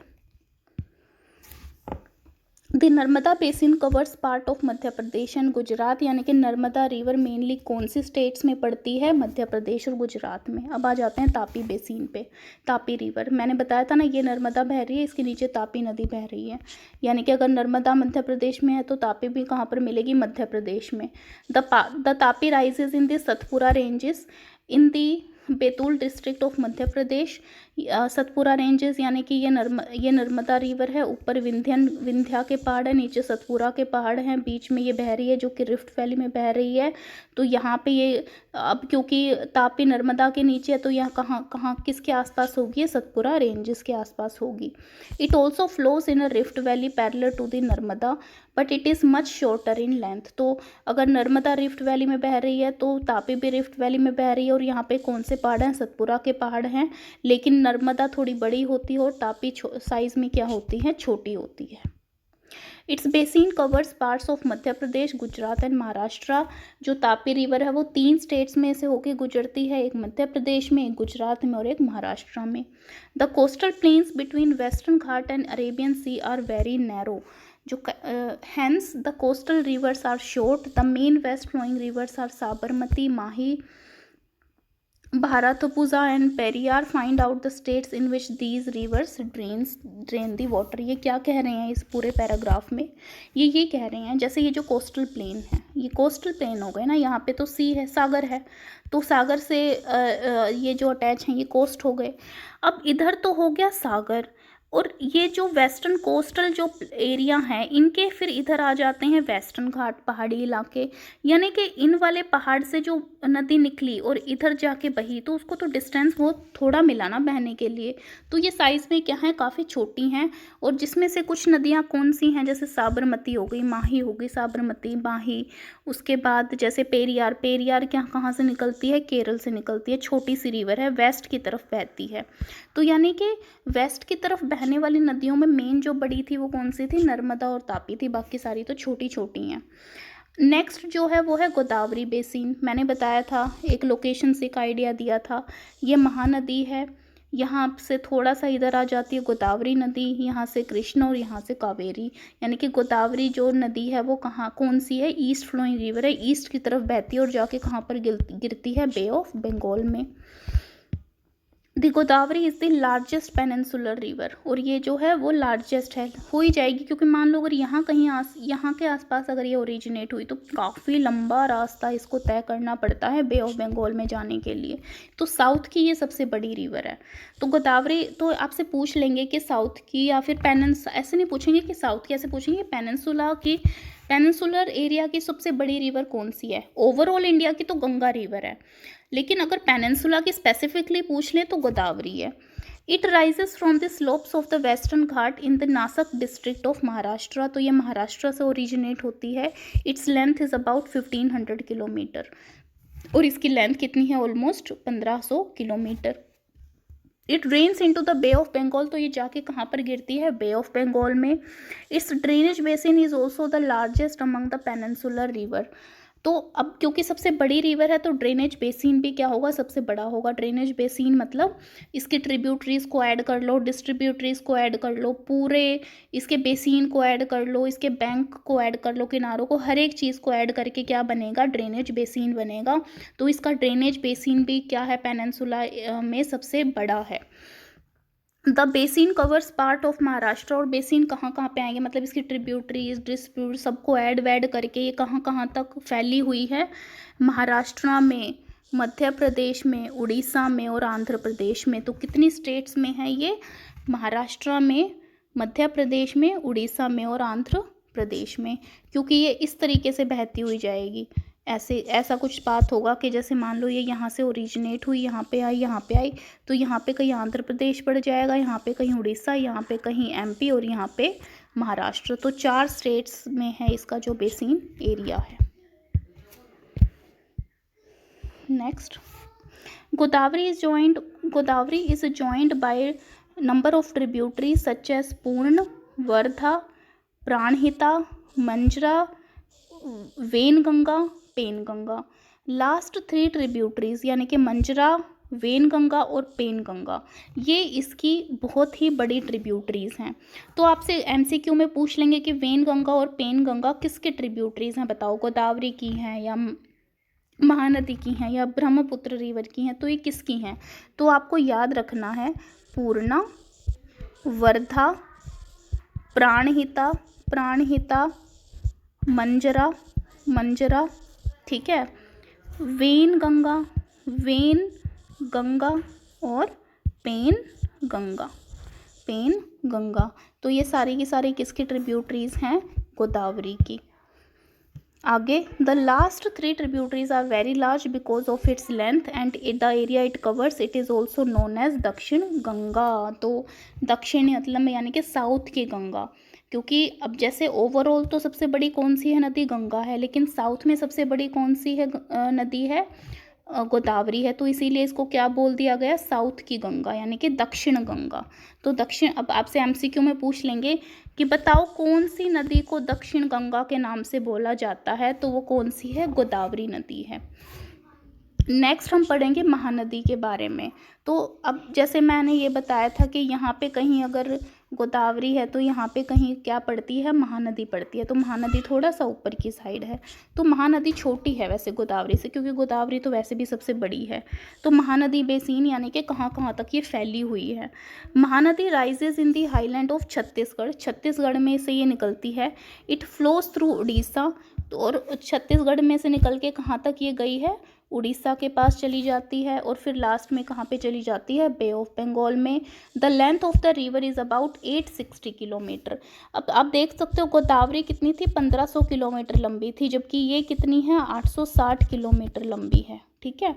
ऑलमोस्ट आसपास, मतलब बिल्कुल उसके ऑलमोस्ट आधी लेंथ की है।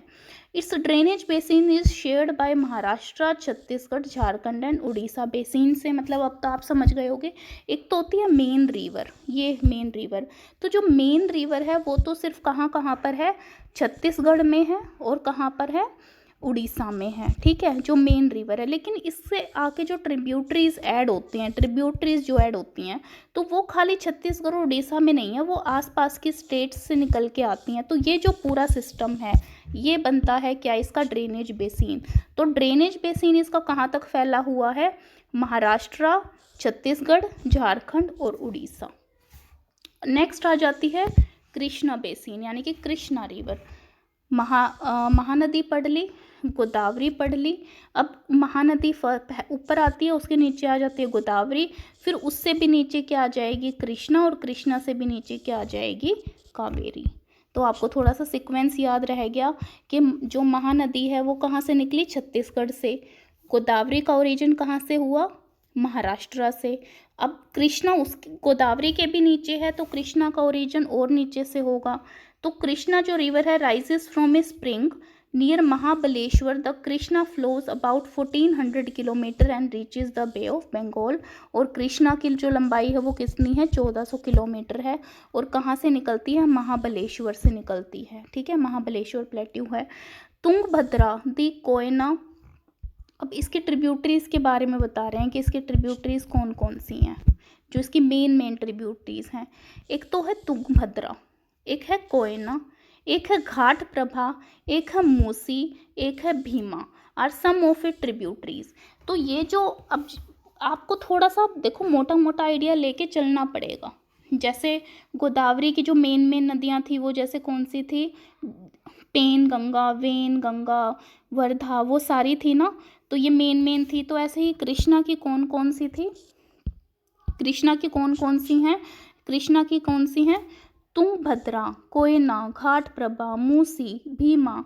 तो आप इनको याद करने के लिए कोई लॉजिक भी बना सकते हो, कोई ट्रिक भी बना सकते हो। तो आपको मोटा मोटा, जैसे अब देखो जब हमने इंडस की ट्रिब्यूटरीज की थी तो आपको फिर भी आइडिया होता है कि चंबल सिंध, चंबल सिंध कह रही हूँ, जो ये इंडस हैं, चंबल है, झेलम है, कि ये इंडस की ट्रिब्यूटरीज हैं। गंगा के भी आप समझते हो भाई, जो यमुना हो गई, घग्गर हो गई, केन, सिंध, ये सारी किसकी हैं? गंगा के ट्रिब्यूटरीज हैं। इधर हमने जब ब्रह्मपुत्रा किया था तो लूनी, ठीक है, दिहैंग, दिबांग, थोड़े पहाड़ी नाम हैं, आइडिया हो जाएगा कि किसकी ट्रिब्यूटरीज हो सकती हैं। फिर उसके बाद क्योंकि गोदावरी को दक्षिण गंगा बोलते हैं, तो इसके ट्रिब्यूटरीज में गंगा भी नाम यूज़ हो रहा है कि जैसे पेन गंगा, वेन गंगा, वर्धा। तो थोड़ा सा ट्रिक करके आप सबके ट्रिब्यूटरीज को मोटा मोटा आइडिया लेके याद कर सकते हो। तो कृष्णा की कौन सी हो गई, तुंग। आप तुंगभद्रा से कि जो कृष्ण जो थे वो तंग कर देते थे उनकी माता को, तो तुंगभद्रा। मूसी, मौसी को भी तंग कर देते थे। घाट प्रभा, वो घाट नहीं थे। तो इस तरीके से आप जो हैं वो इनकी ट्रिब्यूटरीज को याद कर सकते हो। और इनका जो ड्रेनेज बेसिन है शेयर्ड बाय महाराष्ट्र, कर्नाटका, आंध्र प्रदेश। कहाँ कहाँ पर ये बेसिन इनका फैला हुआ है। लास्ट आ जाती है Kaveri basin. Kaveri river, Kaveri rises in the Brahmagiri range of the western Ghat. तो महाबलेश्वर से आपसे क्वेश्चन में पूछ लिया जाएगा, महाबलेश्वर से कौन सी रिवर निकलती है। ये महाबलेश्वर से कौन सी रिवर निकलती है, महाबलेश्वर से निकलती है कृष्णा रिवर। ब्रह्मगिरी से कौन सी रिवर निकलती है, कावेरी रिवर। ये ऐसे याद रख सकते हो, महाबली थे कौन, कृष्ण जी। तो कृष्ण कहाँ से, जो कहाँ से ओरिजिन हुई, महाबलेश्वर से। कावेरी रिवर कहाँ से ओरिजिन हुई, ब्रह्मगिरी रेंज से, ब्रह्मगिरी से कि ब्रह्मा जी। तो ऐसे करके आप कोई भी ट्रिक साथ थोड़ा करके इसको याद रख सकते हो, क्योंकि एमसीक्यू में आपसे पूछ लिया जाएगा कि भाई कावेरी जो रिवर है वो कहाँ से ओरिजिन करती है। तो Kaveri rises in the Brahmagiri range of the western Ghat and it reaches the Bay of Bengal in the south of Cuddalore in the Tamil Nadu. तो जैसे ये तमिलनाडु यहाँ पर पड़ता है, तो मान लो ओरिजिन यहाँ पे कहीं हुआ है ब्रह्मगिरी से, तो कावेरी ओरिजिन करके यहाँ आते आते यहाँ पे चली गई, और ये जो तमिलनाडु था और यहाँ पर आके इसका ही डेल्टा बना गया, और फाइनली कहाँ पे चली गई, बे ऑफ बंगाल में जाकर ये गिर गई। The total length of the river is about 760 kilometer. Its main tributaries are Amravati, Bhavani, Hemavati, Kabini. Its basin drains parts of Karnataka, Kerala और तमिलनाडु। और ये कहाँ कहाँ पर बहती है, कर्नाटका में, केरल में और तमिलनाडु में। कि देखो अगर ऑलमोस्ट यहाँ से ये कर्नाटक से इसका ओरिजिन हुआ और ये ऐसे आई, तो ऐसे आते आते यहाँ पे तमिलनाडु पड़ा, कर्नाटका से तो ये हुई थी, तो उसके बाद अब यहाँ पे टच क्या करता है, केरल। तो यही इन्हीं के आसपास के स्टेट्स में ये इसका जो बेसिन होगा। तो तीन स्टेट्स में इसका बेसिन है। 3 स्टेट कौन सी हैं, कर्नाटक, केरल और तमिलनाडु। तो बेसिन भी पूछ सकते हैं कि बेसिन एरिया कहाँ कहाँ पर फैला हुआ है इसका। बिल्कुल इन डेप्थ मैंने आपको समझाया है कि क्वेश्चन चाहे कितना ही इन डेप्थ आ जाए, अब आप इनका आंसर कर सकते हो। अब आपको कोई प्रॉब्लम नहीं आई होगी, छोटा छोटा पॉइंट भी अब आपको याद रह जाएगा। Besides these major rivers there are some smaller rivers flowing towards the east. ये तो मैंने इधर जाके जो बड़े वाली जो नदियाँ थी वो बता दी, जो ईस्ट की तरफ बड़ी वाली नदियाँ जा रही हैं। इसके अलावा कुछ छोटी छोटी रिवर्स भी होती हैं जो ईस्ट की तरफ जाती हैं। ओके, दी दामोदर, ब्रह्मणी। तो उसमें से कौन सी एक है, दामोदर, एक है ब्राह्मणी, एक है Baitarani, and the Subarnarekha are some notable example located them in your atlas. तो यानी कि एक आप ये थोड़ा सा देख लो कि आपसे पूछ लेंगे कि जो दामोदर रिवर है वो वेस्ट फ्लोइंग है या ईस्ट फ्लोइंग है, तो ये ईस्ट फ्लोइंग है, ईस्ट में जाती है। ऐसे ही जो ब्राह्मणी है तो वो कौन सी है, ईस्ट फ्लोइंग है। तो ये आपको 2-4 से रख लेना कि किस साइड बहती हैं। फिर हम पढ़ लेते हैं थोड़ा सा लेक्स के बारे में। You may be familiar with the valley of Kashmir and the famous Dal lake. Dal lake Kashmir में आप सबने सुना है, घूमने जाते हैं। हाउस बोट्स वहाँ पे की बहुत फेमस हैं, जो हाउसेस पे जो वहाँ पर रहते हैं सब फेमस है वहाँ की। एंड शिकाराज, जो वैसे वाली बोट होती है ना ऐसे नुकीली सी दोनों साइड से, इनको शिकारा बोट बोलते हैं। तो डल लेक में ये जो शिकारा बोट्स हैं वो काफ़ी फेमस हैं, which attract thousands of tourists every year. Similarly, you may have visited some other tourist spot near the lake and enjoy boating, swimming and other water games. तो आपने जो ये लेक्स होती हैं यहाँ पर काफ़ी सारी एक्टिविटीज़ आप इंजॉय कर सकते हो। लोग घूमने जाते हैं। डल लेक बहुत फेमस लेक है कश्मीर की, जहाँ पर क्या चलती हैं, शिकारा बोट चलती हैं। Imagine that if Srinagar, Nainital and other tourist places did not have a lake, would they have been an attractive as they today. कि अगर श्रीनगर, नैनीताल जो टूरिस्ट प्लेस में, ये जो टूरिस्ट प्लेस आज के टाइम पे बने हुए हैं, अगर यहाँ पर लेक ना होती तो भी क्या ये इतने अट्रैक्टिव लगते? Have you ever try to know the importance of lakes in making a place attractive to tourist? तो जो लेक्स होती हैं तो उनका बहुत इंपॉर्टेंट रोल होता है किसी प्लेस को अट्रैक्टिव बनाने में। Apart from attractions for tourist, lakes are also useful to human being in many way. तो टूरिस्ट को तो अट्रैक्ट करती ही हैं, उसके अलावा भी लेक्स का काफ़ी इम्पॉर्टेंट रोल होता है इकोनॉमी में specially. India has many lakes, India में काफ़ी सारी लेक्स हैं। These differ from each other in size and other characteristics. Most lakes are permanent, ज़्यादातर जो लेक हैं वो परमानेंट है। Some contain water only during the rainy season, कुछ लेक्स जो ऐसी होती हैं जिनमें सिर्फ बारिश के टाइम पे पानी भरता है, अदरवाइज वे सूखी रहती हैं।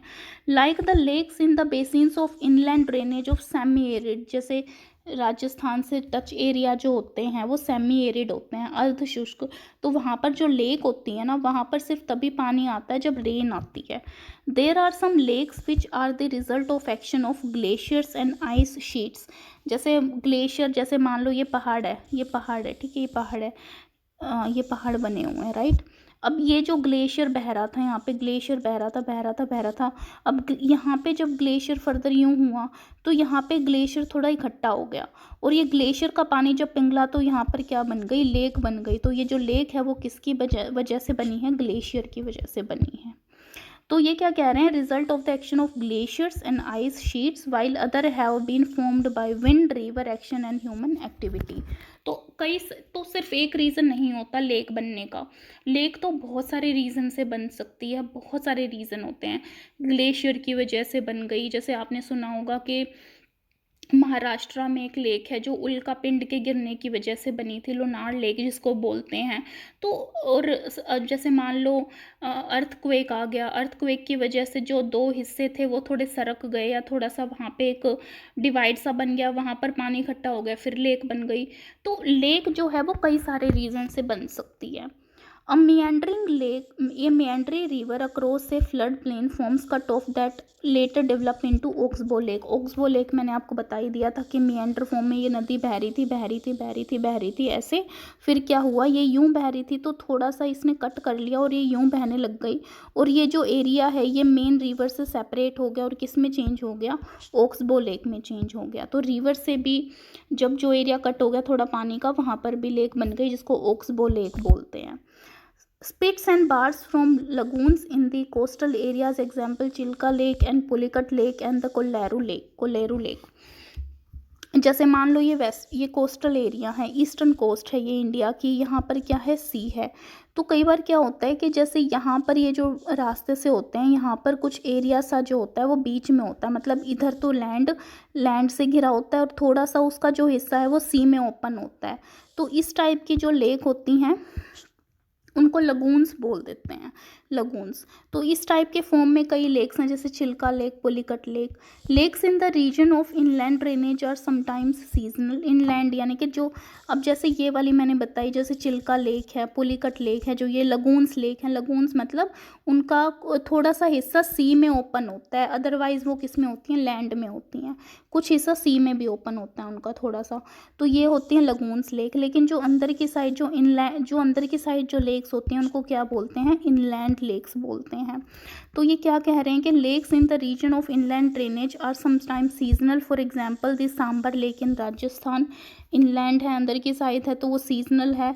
विच is a salt water lake, salty है, its water is use for producing salt. और इसीलिए सांभर लेक जो कि राजस्थान में है, तो एमसीक्यू में पूछ लेंगे कि भाई सांभर लेक कहाँ पर पड़ती है, राजस्थान में पड़ती है, राजस्थान में।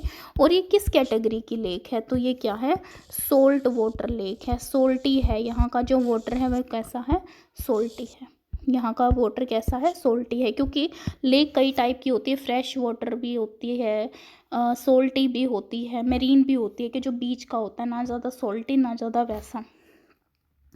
It's water use for producing salt. Most of the fresh water lakes are in the Himalayan region. तो जो इंडिया के जो नॉर्थ वाली जो लेक्स होती हैं, जैसे वुल्लर लेक हो गई, ये कैसी होती हैं, फ्रेश वाटर लेक होती है, जैसे डल, वुल्लर, ये सारी चीज़ें।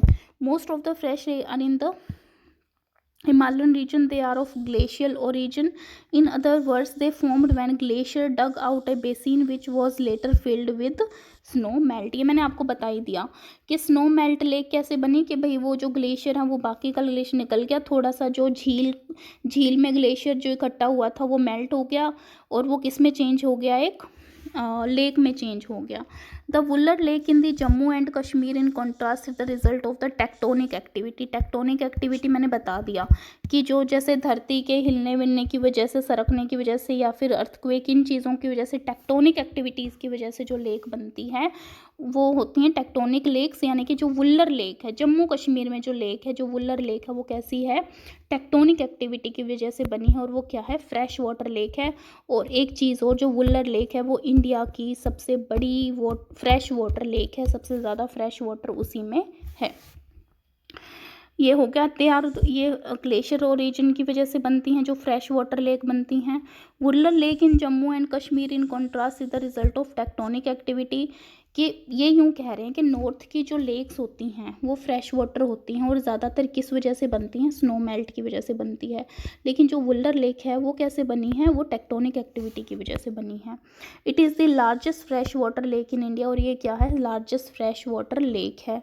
डल lake, Bhimtal, Nainital, Loktak, Barapani are some of the important fresh water lake. और ये सारी क्या हैं, फ्रेश वाटर लेक हैं. यानी कि जो ये कह रहे हैं जो नॉर्थ में जो लेक्स हैं वो कैसी होती हैं, फ्रेश वाटर होती हैं. और फ्रेश वाटर में भी ज़्यादातर कैसी बनी होती हैं, ग्लेशियर की वजह से बनी होती हैं. लेकिन इसमें एक्सेप्शन क्या है, वुलर लेक. कि वुलर फ्रेश वाटर तो है लेकिन ग्लेशियर की वजह से नहीं, ये किसकी वजह से बनी है, टेक्टोनिक एक्टिविटी की वजह से बनी है. राइट. आगे,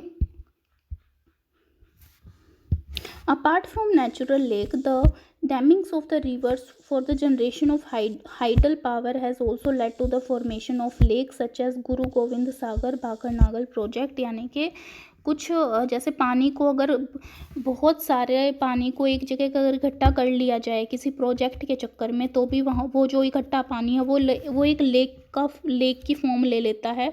और वो भी क्या कहलाता है, एक लेक कहलाता है. Lakes are of great value to human beings. A lake helps to regulate the flow of a river. हाँ, मतलब उसके फ़्लो को भी रेगुलेट करेगी. कि जैसे मान लो एक बहुत बड़ी रिवर है, बहुत भारी रिवर है, उसके आसपास कोई एक लेक है, इससे जुड़ी हुई है वो लेक इस रिवर से. तो अब मान लो ज़्यादा पानी हो गया तो ज़्यादा एक्स्ट्रा पानी थोड़ा बहुत वो लेक कैरी कर लेगी, तो थोड़ा सा रेगुलेशन में भी हेल्प करती है रिवर के फ़्लो को. During the heavy rains it prevents flooding and during the dry season it helps to maintain an even flow of water. Lakes can also be use for developing hydel power. तो ये जो dams बनाए जाते हैं इसीलिए तो बनाए जाते हैं कि ज़्यादा पानी आ गया, ज़्यादा बारिश आ गई तो थोड़ा डैम्स को में स्टोर कर लो ताकि फ्लड ना आए. और ड्राई सीजन में पानी कम है तो डैम्स को थोड़ा सा ओपन कर देते हैं ताकि रिवर में पानी ज़्यादा चला जाए, और उस वाले डैम के पानी को बिजली प्रोड्यूस करने के लिए भी यूज़ करते हैं. तो यानी कि अब जो डैम है वो काइंड ऑफ लेक ही तो है. तो यानी कि लेक किस लिए काम आ पा रही है, बिजली को क्रिएट करने के और वाटर के फ्लो को मेंटेन करने के. They moderate the climate of the surroundings, maintain the aquatic ecosystem, enhance natural beauty, help develop tourism and provide recreation. तो काफ़ी सारी चीज़ों में हेल्प करते हैं. अब जो रिवर्स हैं, role of rivers in the economy, हमारी इकोनॉमी में यानी कि हमारे देश की जो इम्प्रूवमेंट है उसमें ये कैसे हेल्प कर पाती है. Rivers have been of fundamental importance throughout the human history. अगर हम हिस्ट्री से देखें तो काफ़ी, अब देखो हमने पिछले वाले पैराग्राफ में क्या देखा कि जैसे हमने लेक्स के टाइप देखे.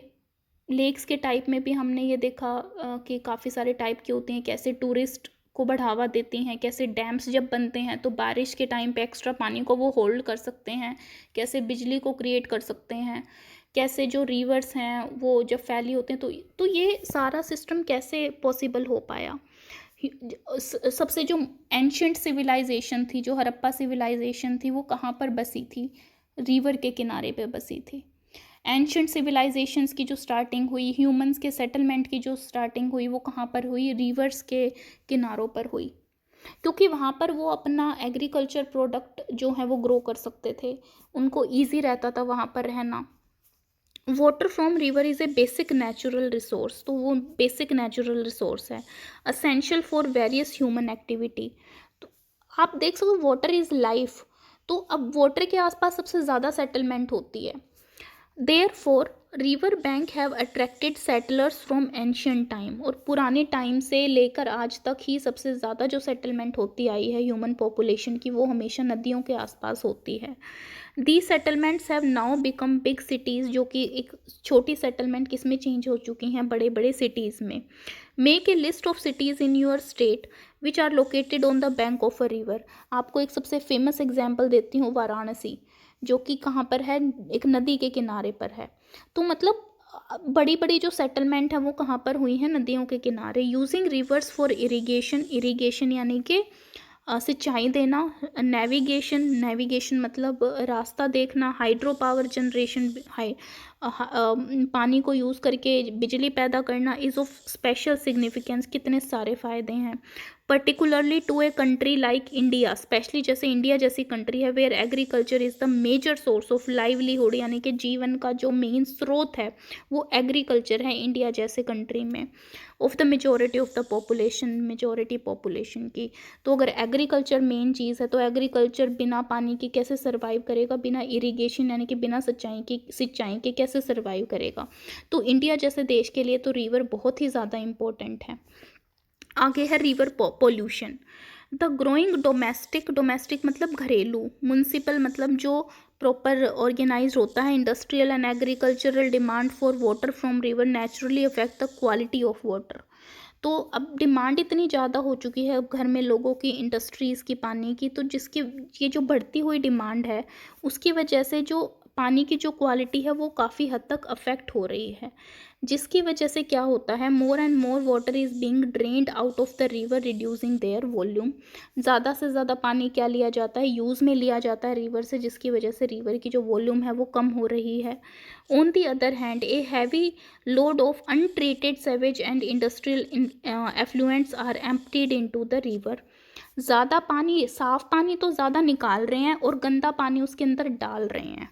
ठीक है। This affect not only the quality of water but also the self cleansing capacity of the river. तो यानी कि आप रिवर के अंदर एक सेल्फ क्लिनजिंग कैपेसिटी होती है। सेल्फ क्लिनजिंग मतलब अगर आप किसी रिवर के इकोसिस्टम के साथ छेड़खानी नहीं करोगे तो थोड़ी बहुत अगर वो गंदी होगी भी तो वो अपने आप खुद को साफ़ करने की कैपेसिटी रखती है। लेकिन अब आप उसके साथ छेड़खानी कर रहे हो, उसके अंदर ज़्यादा से ज़्यादा गंद डाले जा रहे हो, तो उसकी जो सेल्फ क्लिनजिंग कैपेसिटी है वो कम होती चली जाती है। For example, given the adequate stream flow the Ganga water is able to dilute and assimilate pollution loads within 20 kilometre of large cities. यानी कि अगर हम एक एडिक्वेट स्ट्रीम फ्लो यानी कि उसका जो कैपेसिटी है उसके साथ अगर हम छेड़खानी ना करें तो गंगा जो पानी है उसके अंदर वो इतनी कैपेबल है to dilute and assimilate pollution loads within 20 kilometre of large city, यानी कि 20 किलोमीटर जो लार्ज सिटी तक फैली हुई हैं उनको वो सेल्फ क्लीन कर सकती है अगर उसके नेचुरल सिस्टम के साथ छेड़खान ना करी जाए। बट द इंक्रीजिंग अर्बनाइजेशन, लेकिन ज़्यादा जैसे जैसे सिटीज़ बढ़ रही हैं एंड जो इंडस्ट्रियलाइजेशन, ज़्यादा फैक्ट्रीज़ और इंडस्ट्रीज़ बढ़ रही हैं, do not allow it to happen, वो इसको ऐसा नहीं करने दे पा रही। And the pollution level of many rivers has been rising, जिसकी वजह से जो पोल्यूशन लेवल है वो बढ़ गया है। यानी कि इतने ज़्यादा शहर नहीं बसते और इतनी ओवर पॉपुलेशन ना होती, और इतनी ओवर पॉपुलेशन चलो हो भी गई तो वो इतना ज़्यादा गंद रिवर में ना डालती, तो वो थोड़ा बहुत जो गंद था यानी कि 20 किलोमीटर तक भी अगर सिटी फैली हुई है तो भी वो खुद से सेल्फ क्लीनिंग कैपेसिटी रखती थी। लेकिन अब क्योंकि लोड बेचारे पे इतना ज़्यादा हो गया पानी पे कि वो सेल्फ क्लीन उसको नहीं कर पा रहा। Concern over rising of pollution in our river led to the launching of various action plan to clean the river. इसीलिए काफ़ी सारे सरकार को प्लान्स घोषित करने पड़े रिवर्स को साफ़ करने के लिए। Have you heard about such action plan, जैसे Ganga action plan. PM Modi ने 2014 में ये जो है वो घोषित किया था कि गंगा रिवर को साफ़ करने के लिए, क्योंकि वो इतनी ज़्यादा पोल्यूट हो चुकी थी। How does our health get affected by polluted river water, और आपकी हेल्थ पे कैसे ये असर करेगा, कभी आपने सोचा है? Think about life of human beings without fresh water, सोच के देखो, अगर रिवर मेन सोर्स है फ्रेश वाटर का हमारी लाइफ में, अगर वो ही पोल्यूट हो जाएंगे तो क्या आप फ्रेश वाटर के बिना कैसे अपनी लाइफ को इमेजिन कर पाओगे? Arrange A debate on this topic in the class.